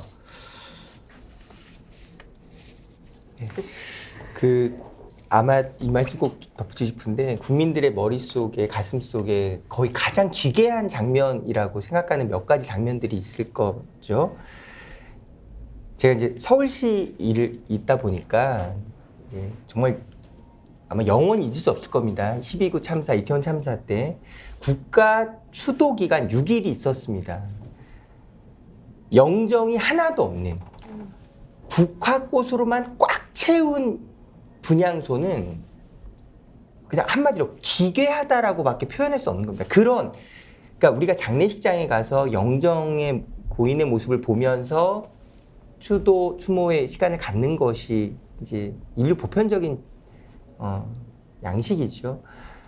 도대체 누구를 위해 절을 하고 향을 피우는지를 알 수 없는 국화꽃만 꽉 차 있었던 그 기괴한 국가주도 6일의 추도식 장면이 어쩌면 지금 이 정권의 지금 모습을 예견하고 있었던 것처럼 느껴지는 슬픔이 좀 꽉 차 있다고 느껴지고요. 수사를 할 때는 결국 기승전 수사에서 그래서 유죄냐 무죄냐라고 세상의 관점 프레임을 흑백으로 설정해 놓고 거기서 이기는 것, 이것이 일을 잘한다 소리를 들을 수 있을 겁니다. 그런데 현실은 2차원이 아니고 3차원 입체지요.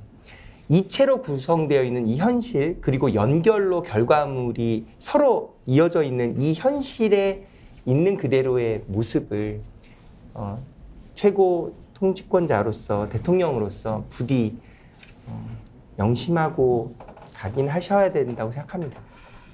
예, 오늘 참 여러 가지를 다뤄봤는데 제발 좀 내가 지금 있는 자리가 어떤 자리인지 한번 돌아봤으면 좋겠습니다.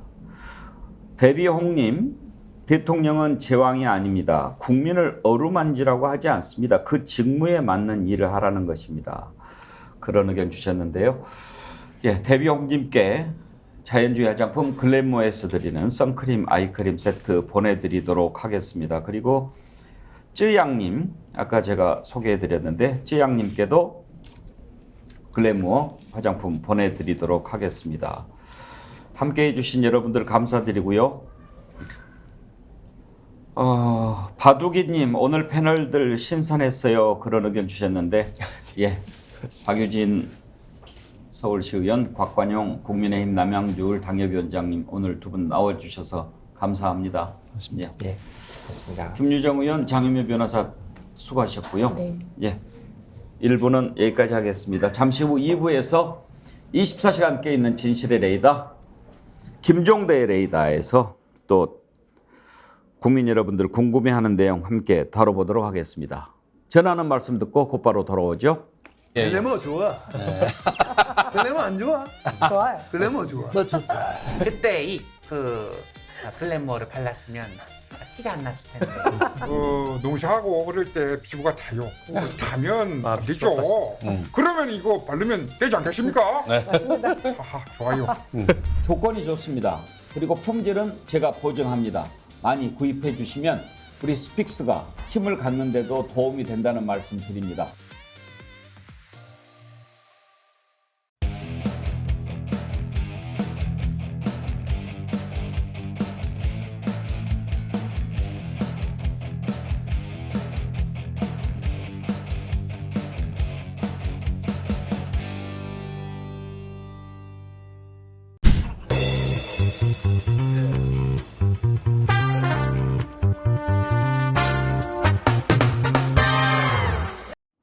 네, 진실의 레이더 김종대 전 의원 함께합니다. 어서 오십시오. 안녕하십니까. 뜨거운 뉴스부터 한번 좀 살펴보죠. 예. 오늘 상당히 깜짝 놀랄 만한 뉴스를 들었는데 뉴스. 예. 판문점 공도 경비구역에서 예.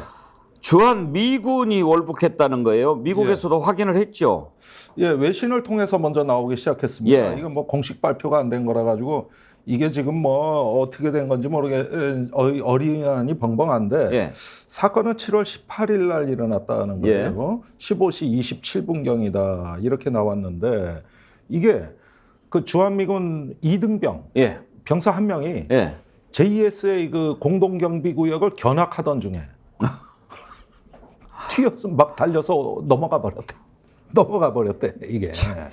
예? 미군이 월북한 경우가 있었나요 그 전에? 아니 뭐 옛날에 냉전 시대에는 자주 있었고. 아 미군도 월북해요? 그럼요 뭐 한국군 미군 그런 경우는 있었는데 최근으로 올수록 북에서 넘어오는 경우 그러니까요. 주종이었고요. 아마 기억날 겁니다. 오청성이란 병사가 북한군 그 병사인데 지프차를 몰고 내려오다가 그 지프차가 도랑에 빠지니까 바퀴가 그러니까 뛰어서 내려오던 걸 뒤에서 북한군이 총격을 가한 사건. 이게 이제 지난 정부에서 일어나가지고 우리한테 충격을 줬는데 그런 건 봤죠. 봤지만. 아 근데 우리 남쪽에서 병사가. 넘어간 건 있었는데 주한 미군이 넘어간 거는 참 저는 처음 들어봤어요. 예, 사실은 옛날에는 좀 있었어요. 예, 그리고 심지어는 뭐 헬기가 넘어간 적도 있고. 뭐 저기 그래가지고 94년에는 저기 비행 금지선을 착각해가지고 아예 헬기 몰고서 아예 그냥 장병들이 떼거지로 올라간 적도 있고 뭐 있긴 있어요. 그랬는데 이게 이번 경우에는 저기 외신을 통해서 알려지는 거 보면 최근에 징계 대상자로 알려져 있어요. 뭔가 비위가 있었는 것 같아요. 난 또 마약했나? 또 한동훈 장관이 주한미군도 좀 뭐 마약과의 전쟁 하자고 얘기하는 거 아닌가? 뭐 별의별 지금 관측이 다 나오고 있는데 본국으로 송환될 처지였습니다. 그러니까 중대한 징계 사유가 있었던 거고. 징계 사유 이제 이름 CBS 보도를 보니까 이 군인은 트래비스 킹 2등병으로 징계 사유로 인해 한국에서 미국으로 호송될 예정이었다. 같은 그룹에 속해 있었다는 목격자 얘기를 전했는데 판문점의 한 건물을 견학했을 때 이 남성이 갑자기 크게 하하하 웃더니 건물 사이로 뛰어갔다. 그렇습니다. 왜 갑자기 웃고 그렇게 뛰어갔는지 그걸 보면 좀 이상하긴 해요. 웃음의 의미는 이런 거죠. 나 잡아봐라. 이런 거죠.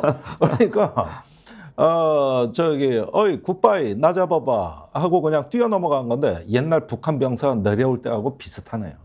그때도 그 병사가 사실은 음주운전을 했어요. 사람을 쳤거든. 그런데 언론에는 안 났지만 북한군 1군단장 아들이에요. 3스타 아들이 특권층 중에 특권층이에요. 나중에 돌아가지 않았나요? 아니죠. 근데 총 6방 맞아가지고 우리가 수술해주고 왜 이국종 의사가 왜 해서 그래서 왜 그 뭐 기생충 나왔다고 난리치고 제가 그거 무슨 논란이 좀 있었던 걸로 기억을 하는데.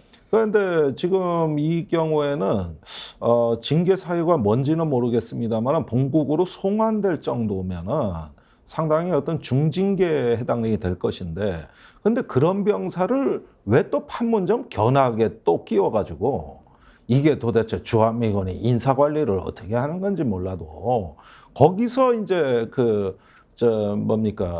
전격적인 월북이 이루어졌다는 거거든요. 그 판문점 공동경비구역 가보신 분들 아시지만 북한군이 바로 코앞에 서 있습니다. 그냥 뛰면은 1분 거리예요. 1분 거리. 그 관광객들이 그 안에까지 다 들어가거든요. 예. 그리고 2018년에 4.27 남북정상회담이 있고 9.19 공동성명이 있은 뒤에 여기가 권총외의 중화기기를 휴대하지 못하는 말 그대로 공동경비구역으로 바뀐 상황이거든요. 예. 그러니까 신변의 위협도 아무래도 예전에 비해서는 많이 줄어들어 있는 상황이고, 이러다 보니까 뭐 조롱하듯이 넘어간 거거든요. 근데 문제는 이 사건의 내막도 궁금합니다만 이게 제가 보기엔 북미 관계에 미묘한 파장을 던질 것 같아요. 송환 문제가 있잖아요. 그러니까요. 그러니까 아마도 제 예상으로는 유엔 사령부에서 일단 입장 발표가 나올 것이고, 그 유엔 사령부가 북한의 장성급 회담을 제안할 가능성이 높아 보입니다.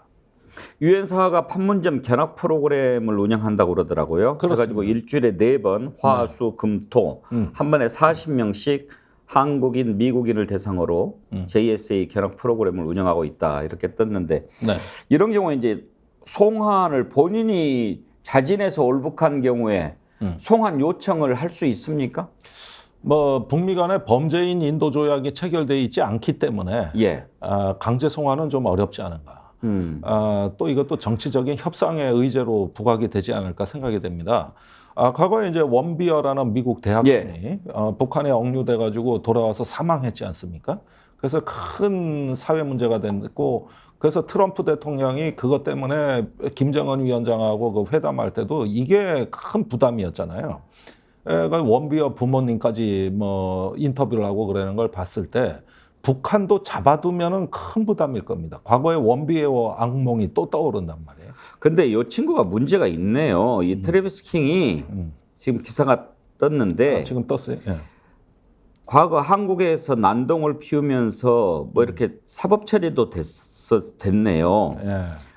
2월 달에 공용 물건 손상 혐의로 재판에 넘겨져 가지고 벌금 500만 원 선고받았는데 마포에서 지구대 순찰자 뒷좌석에서 막 욕을 했네요. F로 시작된 욕을 하면서 뭐 망할 한국인, 망할 한국군 이렇게 하면서 막 문을 걷어차 가지고 재물손괴죄로 저기를 했고 또 있어요. 지난해 9월에는 홍대 인근에서 술 마시다가 한국인 얼굴을 여러 차례 주먹으로 때린 혐의로 기소가 돼가지고 그러네요. 사고 뭉치였네요. 그래서 이제 9월입니다. 송환되려고 했던 모양인데 또라이구만.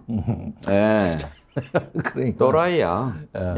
근데 이라크 전쟁 이후로 미군의 그 어떤 교육 수준이랄까, 이 어떤 저 군의 근무 여건이 계속 하락했다는 게 바로 이런 데서 드러나는 거예요. 그런 점에서 지금 이것도 어떤 개인적인 문제에다가 미군의 평소에 부실한 인사관리가 결합된 결과로. 그렇죠. 인사관리를 제대로 못하는 거죠. 아니 사실 지금 주한미군이요. 지금 저기 장교의 30%가 이미 한국계입니다. 그 한국에 안 올라 그러니까 이제는 저기 한국계, 한국어가 되는 장교들을 이제 주로 보내고 있거든요. 그것도 이라크 전쟁 이후에 벌어진 일이고, 그 다음에 병사들 인사관리에 문제가 많이 발생하고 있는데, 이런 점들이 이제 최근에 용산에서 평택으로 기지 이전이 돼가지고 서울에서 위험 요인이 많이 줄어들었는데, 그 잔류부대에서 벌어진 일이거든요, 이게. 그러니까 작년 9월에 홍대 앞에서 폭행 사건이라 그러면은 얼마 되지도 않은 사건인데, 이게 참 골치 아픈 일이에요. 해프닝이니까 이 정도 하죠. 보니까 댓글도 아주 웃긴 걸로 많이. 머시기님, 미국이 북한과 대화하려는 술책이다. 헬레나님, 그 병사가 북미 대화 물꼬를 트나요? 그럴 수 있죠. 로즈마리님, 와 완전 영화 소재다. 일부러 이상한 삶을 살다가 스파이 아니? 뭐 이런 식으로. 네. 아마 유엔사가 전면에 나서서 예. 대화 제안을 할 가능성이 있습니다. 이거 중요한 미묘한 영향을 줄 겁니다. 예, 뭐 이걸로 또 뭐 대화가 다시 시작되는 계기가 된다면 또 망 외에 소득이 될 수도 있는 거죠. 그렇습니다. 예. 역사는 또라이에 의해서 바뀌기도 합니다.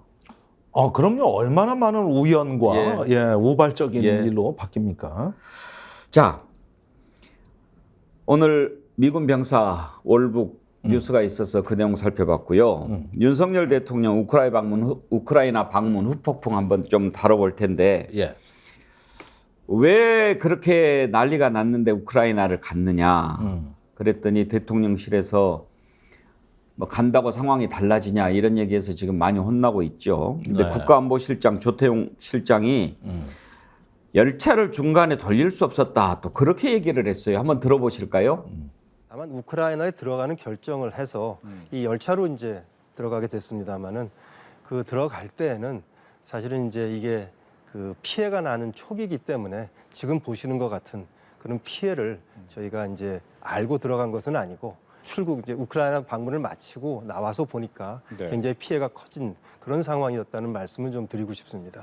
그리고 이제 우크라이나 방문에 들어갈 때 이 열차를 타고 들어가게 되면 중간에 돌릴 수가 없습니다. 그래서 들어갔던 그 시간을 보시면은 그 예컨대 뭐 오송에서였던 일도 열차를 타고 한 대여섯 시간 타고 난 다음에 상황이 벌어졌기 때문에 지금 거꾸로 보시는 것처럼 그런 상황은 아니었다는 말씀을 좀 꼭 좀 드리고 싶습니다. 우크라이나를 꼭 갔어야만 하느냐 하는 것에 대해서는 이제 논란이 있는데 적어도 조태용 실장 저 발언의 팩트는 좀 다른 게 있습니다. 우크라이나 방문 이후에 피해가 커졌다라고 하는데 어제 이렇게 타임라인을 쭉 비교를 해보니까 그렇지 않았어요. 우크라이나 가기 전에 이미 7명의 인명피해가 났었어요. 몇 명이나 인명피해가 나야 심각한 피해입니까? 그러니까 그 부분에 제가 작년에도 수해 때도 또 똑같은 문제를 지적한 적이 있는데 지금 대통령실의 위기관리센터가 전혀 작동이 안 돼요. 그때도 그러고 지금도 그래요. 지금 보십시오. 대통령실 컨트롤 타워 뭔 역할을 했다는 뭐 기사 하나 보신 적 있습니까? 작년에 그 이태원 참사하고 안전대책회의를 대통령이 주재할 때 뭐라 그랬습니까? 재난안전에 관한 컨트롤 타워는 대통령실이 맞다 그랬어요. 당연하죠. 그 전까지 행정안전부 장관, 이상민 행정안전부 장관이 자기가 컨트롤 타워다 그러면서 대통령실을 이렇게 자꾸 비껴나는 발언을 하고 또 실제로도 과거에 보수 정부 때 세월호 참사 때도 그래 김장수 안보실장이 청와대는 컨트롤 타워 아니다 이런 발언에 그대로 맥락이 가고 있다가 여론이 너무 나빠지니까 그때 대통령이 1시간 동안 다 그 풀 영상이 언론에 보도됐습니다만 핵심 메시지가 대통령이 컨트롤 타워 맞다 그랬어요. 그러면 대통령이 컨트롤 타워 역할을 하는데 그 핵심 기관이 위기관리센터거든요. 그런데 용산에서 위기관리센터가 재난안전망이 제대로 작동한 사례가 없어요.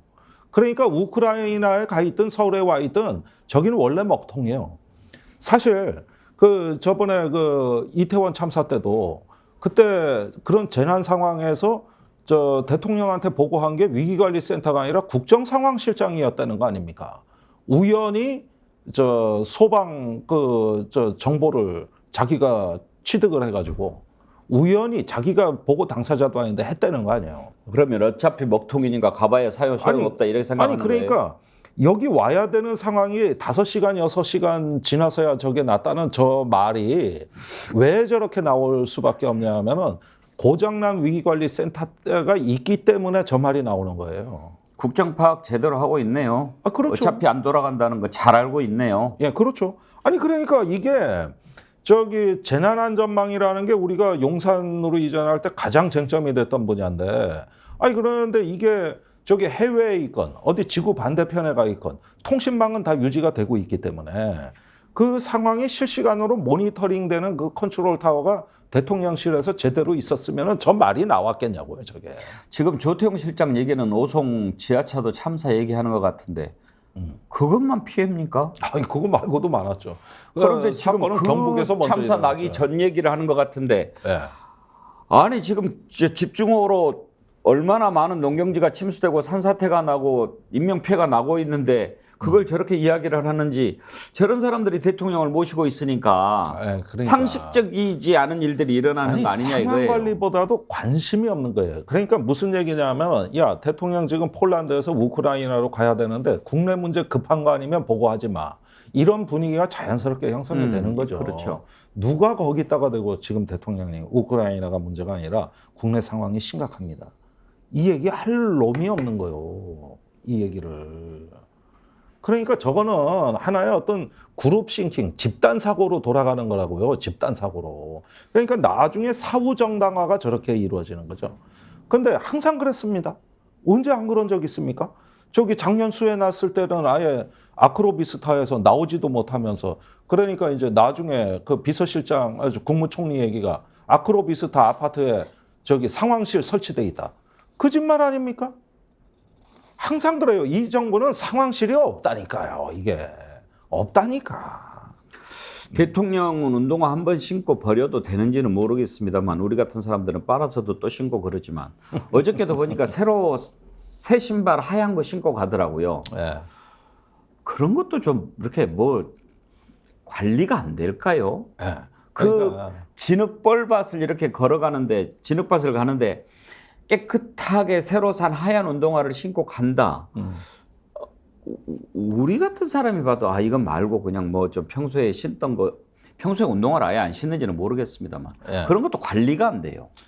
그러니까 그 운동화라든가 이런 디테일이라든가 이런 것들이 왜 그러냐면은 제가 보기에 재난안전 기본계획에 의하면은 연중 대통령도 참여하는 훈련을 하게 돼 있거든요. 예. 그다음에 을지연습이라고 또 매년 하는 게 있고. 근데 지금 대통령실 사고방식은 뭐냐 하면은 우리는 북핵 문제와 같은 안보 위기의 컨트롤 타워 역할만 하고 나머지는 국무총리가 하는 거라 해서 기능을 빼버렸어요. 지금 이 대통령실이 왜 재난 참사에 항상 취약하냐 하면은 원래부터 업무 규정에 있던 훈련, 그 대통령령을 전부 개정해가지고 이 저기 폭우라든가 어떤 그 시설 붕괴라든가 단전 사태라든가 이런 걸 대통령 업무에서 아예 그 빼버렸습니다. 대통령실 업무에서 아예 제외시켰어요. 그런데 이 정부 들어와 가지고 사건 사고가 많이 터지는 거예요. 카카오톡 먹통 사태, 수해 사태, 이태원 참사 사태 계속 빈발을 하는데 한 번도 이게 가동이 안 되는 이유는 이런 일반적 사회재난 자연재해는 신흥안보라 그래가지고 이거는 대통령 업무가 아니고 총리실에서 신흥안보위원회를 만들어서 할 거다. 이게 인수위 때 발표였거든요. 예. 그다음에 저기 그 36개 망이 들어가는 위기관리센터에서 이게 망이 청와대 그때 위기관리센터에서 오면은 전부 충돌하지 않고 원활하게 가동되도록 재설계가 들어가야 되는데 이걸 예산에 태운 적이 없어요. 그러니까 저 시스템은 고장났다니까. 저 시스템은. 그래요. 그리고 나중에 등장하는데 전혀 모르는 사람처럼 보이는 거죠. 이 악순환은 계속 반복되는 거예요. 계속 반복된다고. 자, 이제 컨트롤 타워 부재 짚어봤고요. 우크라이나 방문 그 평가를 좀 해보고 싶은데요. 일단 우크라이나 방문 잘했냐 못했냐 그 부분은 논외로 하지요. 뭐 평가가 다르니까. 다만 박치기 형님 아이디 쓰시는 분이 이런 글을 주셨네요. 내 집에 물난리 나서 가족이 죽어가는데 이웃집에 싸움 구경 가는 꼴이다. 그래요.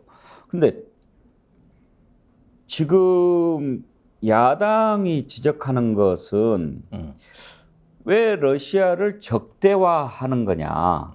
전쟁 중인 나라에 이렇게 대통령이 직접 가가지고 저기 하는 거. 그럼 러시아는 우리를 어떻게 생각하겠느냐. 오히려 우리 더 위험하게 만드는 거 아니냐. 이렇게 비판하거든요. 예. 그 점에 대해서는 어떻게 보십니까? 그러니까 4월인가요? 기시다 후미오 총리가 예. 그 우크라이나를 갔는데 그때 메시지가 굉장히 절제돼 있었습니다. 어디 뭐 이렇게 싸운다, 뭐 연대 이런 표현 안 나오고 그냥 평화와 협력의 비전이었어요. 그래서 지금 윤석열 대통령의 그 우크라이나 메시지를 보면은 G7 정상 중에 가장 과격합니다. 그 중에서도 가장 과격하고. 그 다음에 이제 그 심리적 지팔이라는 그런 어떤 그, 자기 어떤 소영웅주의 심리 때문에 가다 보니까 말이 엄청나게 세게 나간 거거든요. 생즉사, 사즉생 얘기부터 해가지고. 근데 이거는 다른 서방 지도자는 이렇게까지 강한 메시지가 나간 적이 없고, 그 다음에 메시지가 다 엉킵니다. 우선 살상무기 지원은 안 하겠다 그러면서 또 방산협력은 하겠다 그랬거든요. 그게 그 말 아닙니까? 아니, 방위산업이 살상무기 만드는 게 방위산업 아니요? 그러니까 이 메시지도 뭐가 진짜냐, 이것도 예. 그렇고. 그 다음에 제일 치명적인 거는 재건 지원 사업인데, 지금 JP 모건이 우크라이나에 들어가 있어요. 예. 그래가지고 우크라이나 재건 사업에 대한 밑그림을 그리고 있거든요. 그리고 올해 무기 지원을 빼놓고 우크라이나에 대한 서방의 재정 지원이 440억 달러가 지금 갔습니다. 이게 440억 달러가 가는데 그중에 집행된 액을 보니까 380억 달러더라고. 그러면은 이게 이제 긴급한 정부 기능 유지하고 시민들 구호하는 인도적 지원에 주로 쓰이는 자금이거든요. 근데 우리가 준 게 얼마냐? 1억 5천만 달러예요. 그러면은 일단은 이 1억 5천만 달러를 다 준 것도 아니고, 그다음에 대통령이 가서 1억 5천만 달러 얘기한 게 대외 경제 협력 개발 기금을 얘기하는 건데 EDCF라고. 예. 이게 유상차관입니다. 대부분 우크라이나에 지원하는 거는 무상 지원이라든가 재정 지원인데 우리는 기여한 게 없거든요. 그러니까 이걸 가지고 1억 5천만 달러를 가지고 유상차관을 갖고 얘기했는데, 유감스럽게도 이미 이 1억 5천만 달러 차관은 지난 6월에 추경호 경제부총리가 우크라이나 장관하고 합의서에 이미 서명한 거예요. 그걸 재탕3탕 우려먹은 거지. 그걸 우려먹은 거예요. 그러니까 이게 딱히 우크라이나에 뭘 지원한다는 새로운 패키지가 없어요. 그랬는데 이렇게 우리가 가서 연대해 주면서 재건 지원 사업에 참여한다 그랬는데, 그 재건 지원 사업은 실체가 없는 겁니다. 그건 JP 모건이 지금 설계도를 그리고 있는 거고, 이제 종전 후에 그것이 본격 가동될 프로그램인데, 아니 연불보다 제밥이라고. 벌써 그 얘기를 하면 어떻게 그래? 여기서 지금 재건 지원 자꾸 얘기하는데 우리끼리는 그런 얘기 할 수 있을지 몰라도 우크라이나 국민 입장에서 보면 어떻겠습니까? 지금 아직도 전쟁이 끝나지 않은 상황에서 그 고통이 한없는데 자꾸 막 이렇게 와가지고 그런 이야기를 하면 뭐야, 우리는 지금 전쟁 나서 당장의 가족들이 죽어가고 있는데 재건 뭐 입맛이나 다시고 쩝쩝거리고 이런 생각 안 들까요? 그러니까 연불보다 제밥이라는 거예요. 그리고 이 얘기를 다른 나라 못해요. 왜 못하느냐? 자, 4,400억 달러가 종전 후에 즉시 투입돼야 됩니다. 그게 이제 주택하고 농업하고 에너지 이런 데 들어가야 되는 거거든요. 그러면 크게 보면은 한 2,800개 사업이 있다는 거예요. 그런데 왜 이 이야기를 서방에서 안 하느냐? 지금 이 돈을 누가 대느냐 문제가 전혀 해결이 안 된 게 유럽 국가들이 전부 재정난입니다. 아니, 프랑스에서 폭동 왜 일어나는 겁니까? 영국의 간호사 교사들이 왜 거리로 쏟아져 나옵니까? 독일 인플레는 어떻게 된 거죠? 각국이 지금 재정이 빈혈 상태이기 때문에 일단 4,400억 달러, 그 다음에 중장기적으로 1조 달러가 투입돼야 되는 걸 누가 부담해야 되는 문제에 대해 전부 다 조용히 하고 있는 거죠. 예. 그러면은 나중에 보십시오. 이게 재건 지원 사업이 되기도 전에 먼저 있을 건 뭐냐면은 세계은행이나 IMF에서 먼저 이거를 기금 조성을 해야 되는데, 그때 가서 한국, 일본에 손을 내민다는 거예요. 일단 기금에 출자 좀 하시라고. 그러면 우리가 지금 준비된 기금이나 펀드가 있어야 되는 거예요. 지금 유럽 어렵다 그러고 미국 이미 많이 도와줬다 그러고, 이러면은 국제 기여를 여기서 우크라이나에 우리가 직접 지원하는 것이 아니라 재건 사업은 그건 국제 기금을 통해서 그게 조성이 돼야 되는 거거든요. 근데 여기에 대해서 우리가 무슨 계획이 있습니까, 지금? 그리고 우리 지금 그거 부담할 수 있는 상황입니까? 한두 푼이래야죠. 근데 이런 상황에서 지금 벌써 폴란드하고 협력해 우크라이나 들어와 재건 사업 따내겠다. 사실은 그런 게 있다 하더라도 불리해요. 그거는 미국이 주도가 돼가지고 하는 어떤 국제적인 재건 지원 프로젝트가 나와야 되는 거예요. 그러니까 이런 부분들이 내가 보기에는 어떤 천민 자본주의, 약간의 어떤 속보이는 외교라 이거예요. 이런 말 함부로 하면 안 되는 거지. 다 절제하고 자제하고 있는데. 그럼요. 예? 지금 뭐 완전히 국민들의 그런 아픈 현실 이런 부분에 대한 공감 부족 이런 거는 이제 아예 기대도 하지 않지만 또 그런 이야기를 해요. 오히려 항공편 여러 시간에 걸친 차량 11시간에 우크라이나에서 제공한 열차를 타고 방문한 다소 위험하고 험난한 길이었지만 대한민국 대통령으로서 우리 국민을 대표해서 우리 우크라이나 국민에게 연대와 희망의 메시지를 전하고 싶었다. 연대, 희망. 아니 그러니까 무슨 연대, 무슨 희망. 사실은 젤렌스키가 제일 원한 건 뭐였겠습니까? 이거 분명히 정상회담 지금 우리가 녹취록을 못 봤지만은 분명히 거의 모든 시간을 무기 달라 그랬을 거예요. 그랬을 거예요. 무기 달라고 그랬을 거예요. 지금 우리가 절박한 거는 러시아 드론과 미사일이 지금도 키이우에 날아오고 있고 저기 주민들을 표적으로 한 군사작전이 진행 중이다. 우리한테 공격 무기를 못 주면 방어 무기라도 달라. 한국에 보니 지대공 미사일 많더라. 청궁이라고. 나 자꾸 그거 청궁이라고 발언해서 내가 실수하는데 이런 부분들하고 포탄도 그거 준 거 갖고 모자란 거거든요. 제일 절박하게 이야기한 게 싸우는 사람한테는 무기가 급한 거거든. 이 얘기를 안 했을 리가 없다고. 그래서 이 얘기를 하고 있는데 이제 빙빙 돌리는 거지. 말을 빙빙 돌리는. 그리고 살상무기 지원 안 한다 그랬는데 그럼 4월에 로이터 인터뷰한 거 뭡니까? 그때 대통령이 한미 정상회담 출국 전에 로이터 인터뷰에서 뭐라 그랬죠? 저기 국제법을 중대하게 위반하고 주민을 표적으로 하는 군사작전이 있을 때 인도적 재정적 지원에만 만족할 수 없다. 그것만 할 수 없는 거 아니냐. 그때 러시아가 어떻게 받아들였습니까? 이거 살상무기 지원한다는 얘기 아니냐. 그 직후에 포탄 50만 발이 갔어요. 그러면 이거 세상이 다 하는 일이에요. 세상이 다 하는 일이에요. 근데 뭘 뜬금없이 와가지고 살상무기 지원 안 한다는 데는 방침엔 변함이 없다. 그럼 앞에 얘기는 뭐고 뒤에 얘기는 뭐고 또 지원을 하면서 같이 싸우자고 해놓고 러시아에 대해서는 적대시 안 하겠다. 이게 도대체가 말이 뭐 그냥 온갖 것들이 다 나와가지고 이렇게 뒤에 엉키니까 부산 엑스포 유치가 왜 어려워지는지 아십니까?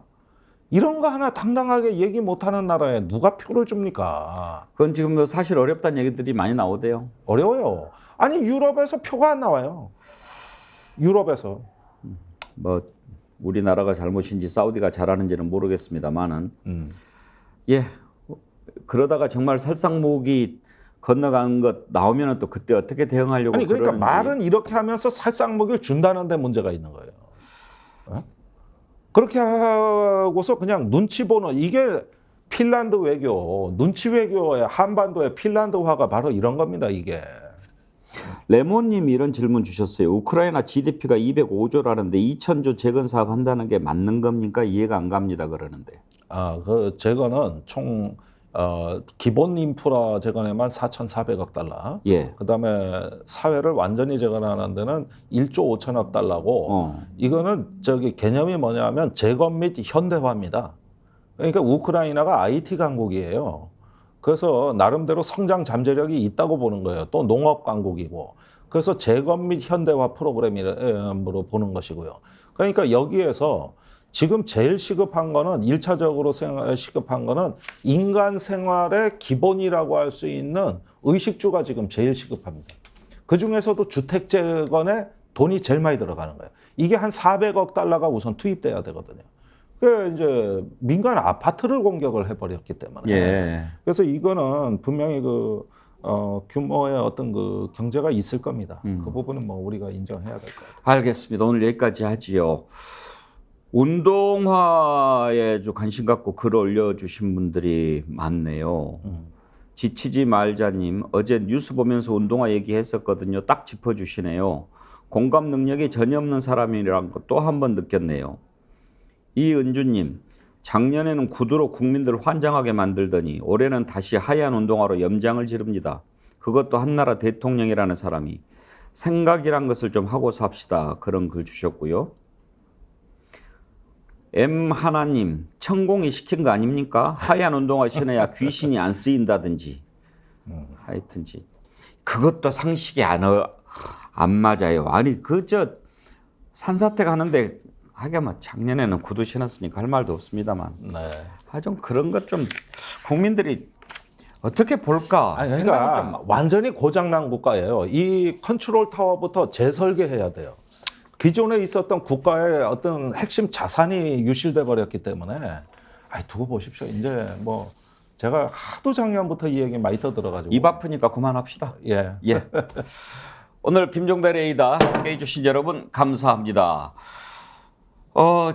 동시 접속 2만 명 달성하게 해주시고 또 43만 명 넘는 구독자, 지금 43만 4천 명인데 50만 고지가 눈앞에 보입니다. 여러분들 주변에 널리 스픽스 구독 알려주시고요. 또 우리 스픽스 응원해 주시는 법 아시죠? 구독, 좋아요, 댓글, 알림, 그리고 스픽스몰에서 파는 물품들 여러분들 많이 사주십시오. 특히 글래무어에서 드리는 선크림 2+2 구입하시면 이제 날씨 더워지는데 손 선풍기 함께 드리고 있습니다. 많이 사서 주변에도 나눠주시고 또 정어리도 가입시켜 주시고 그렇게 해주시면 저희가 더욱 힘이 납니다. 오늘 함께해 주신 여러분 감사합니다. 김종대 의원 수고하셨습니다. 내일 오전 10시 50분 다시 찾아뵙겠습니다. 감사합니다.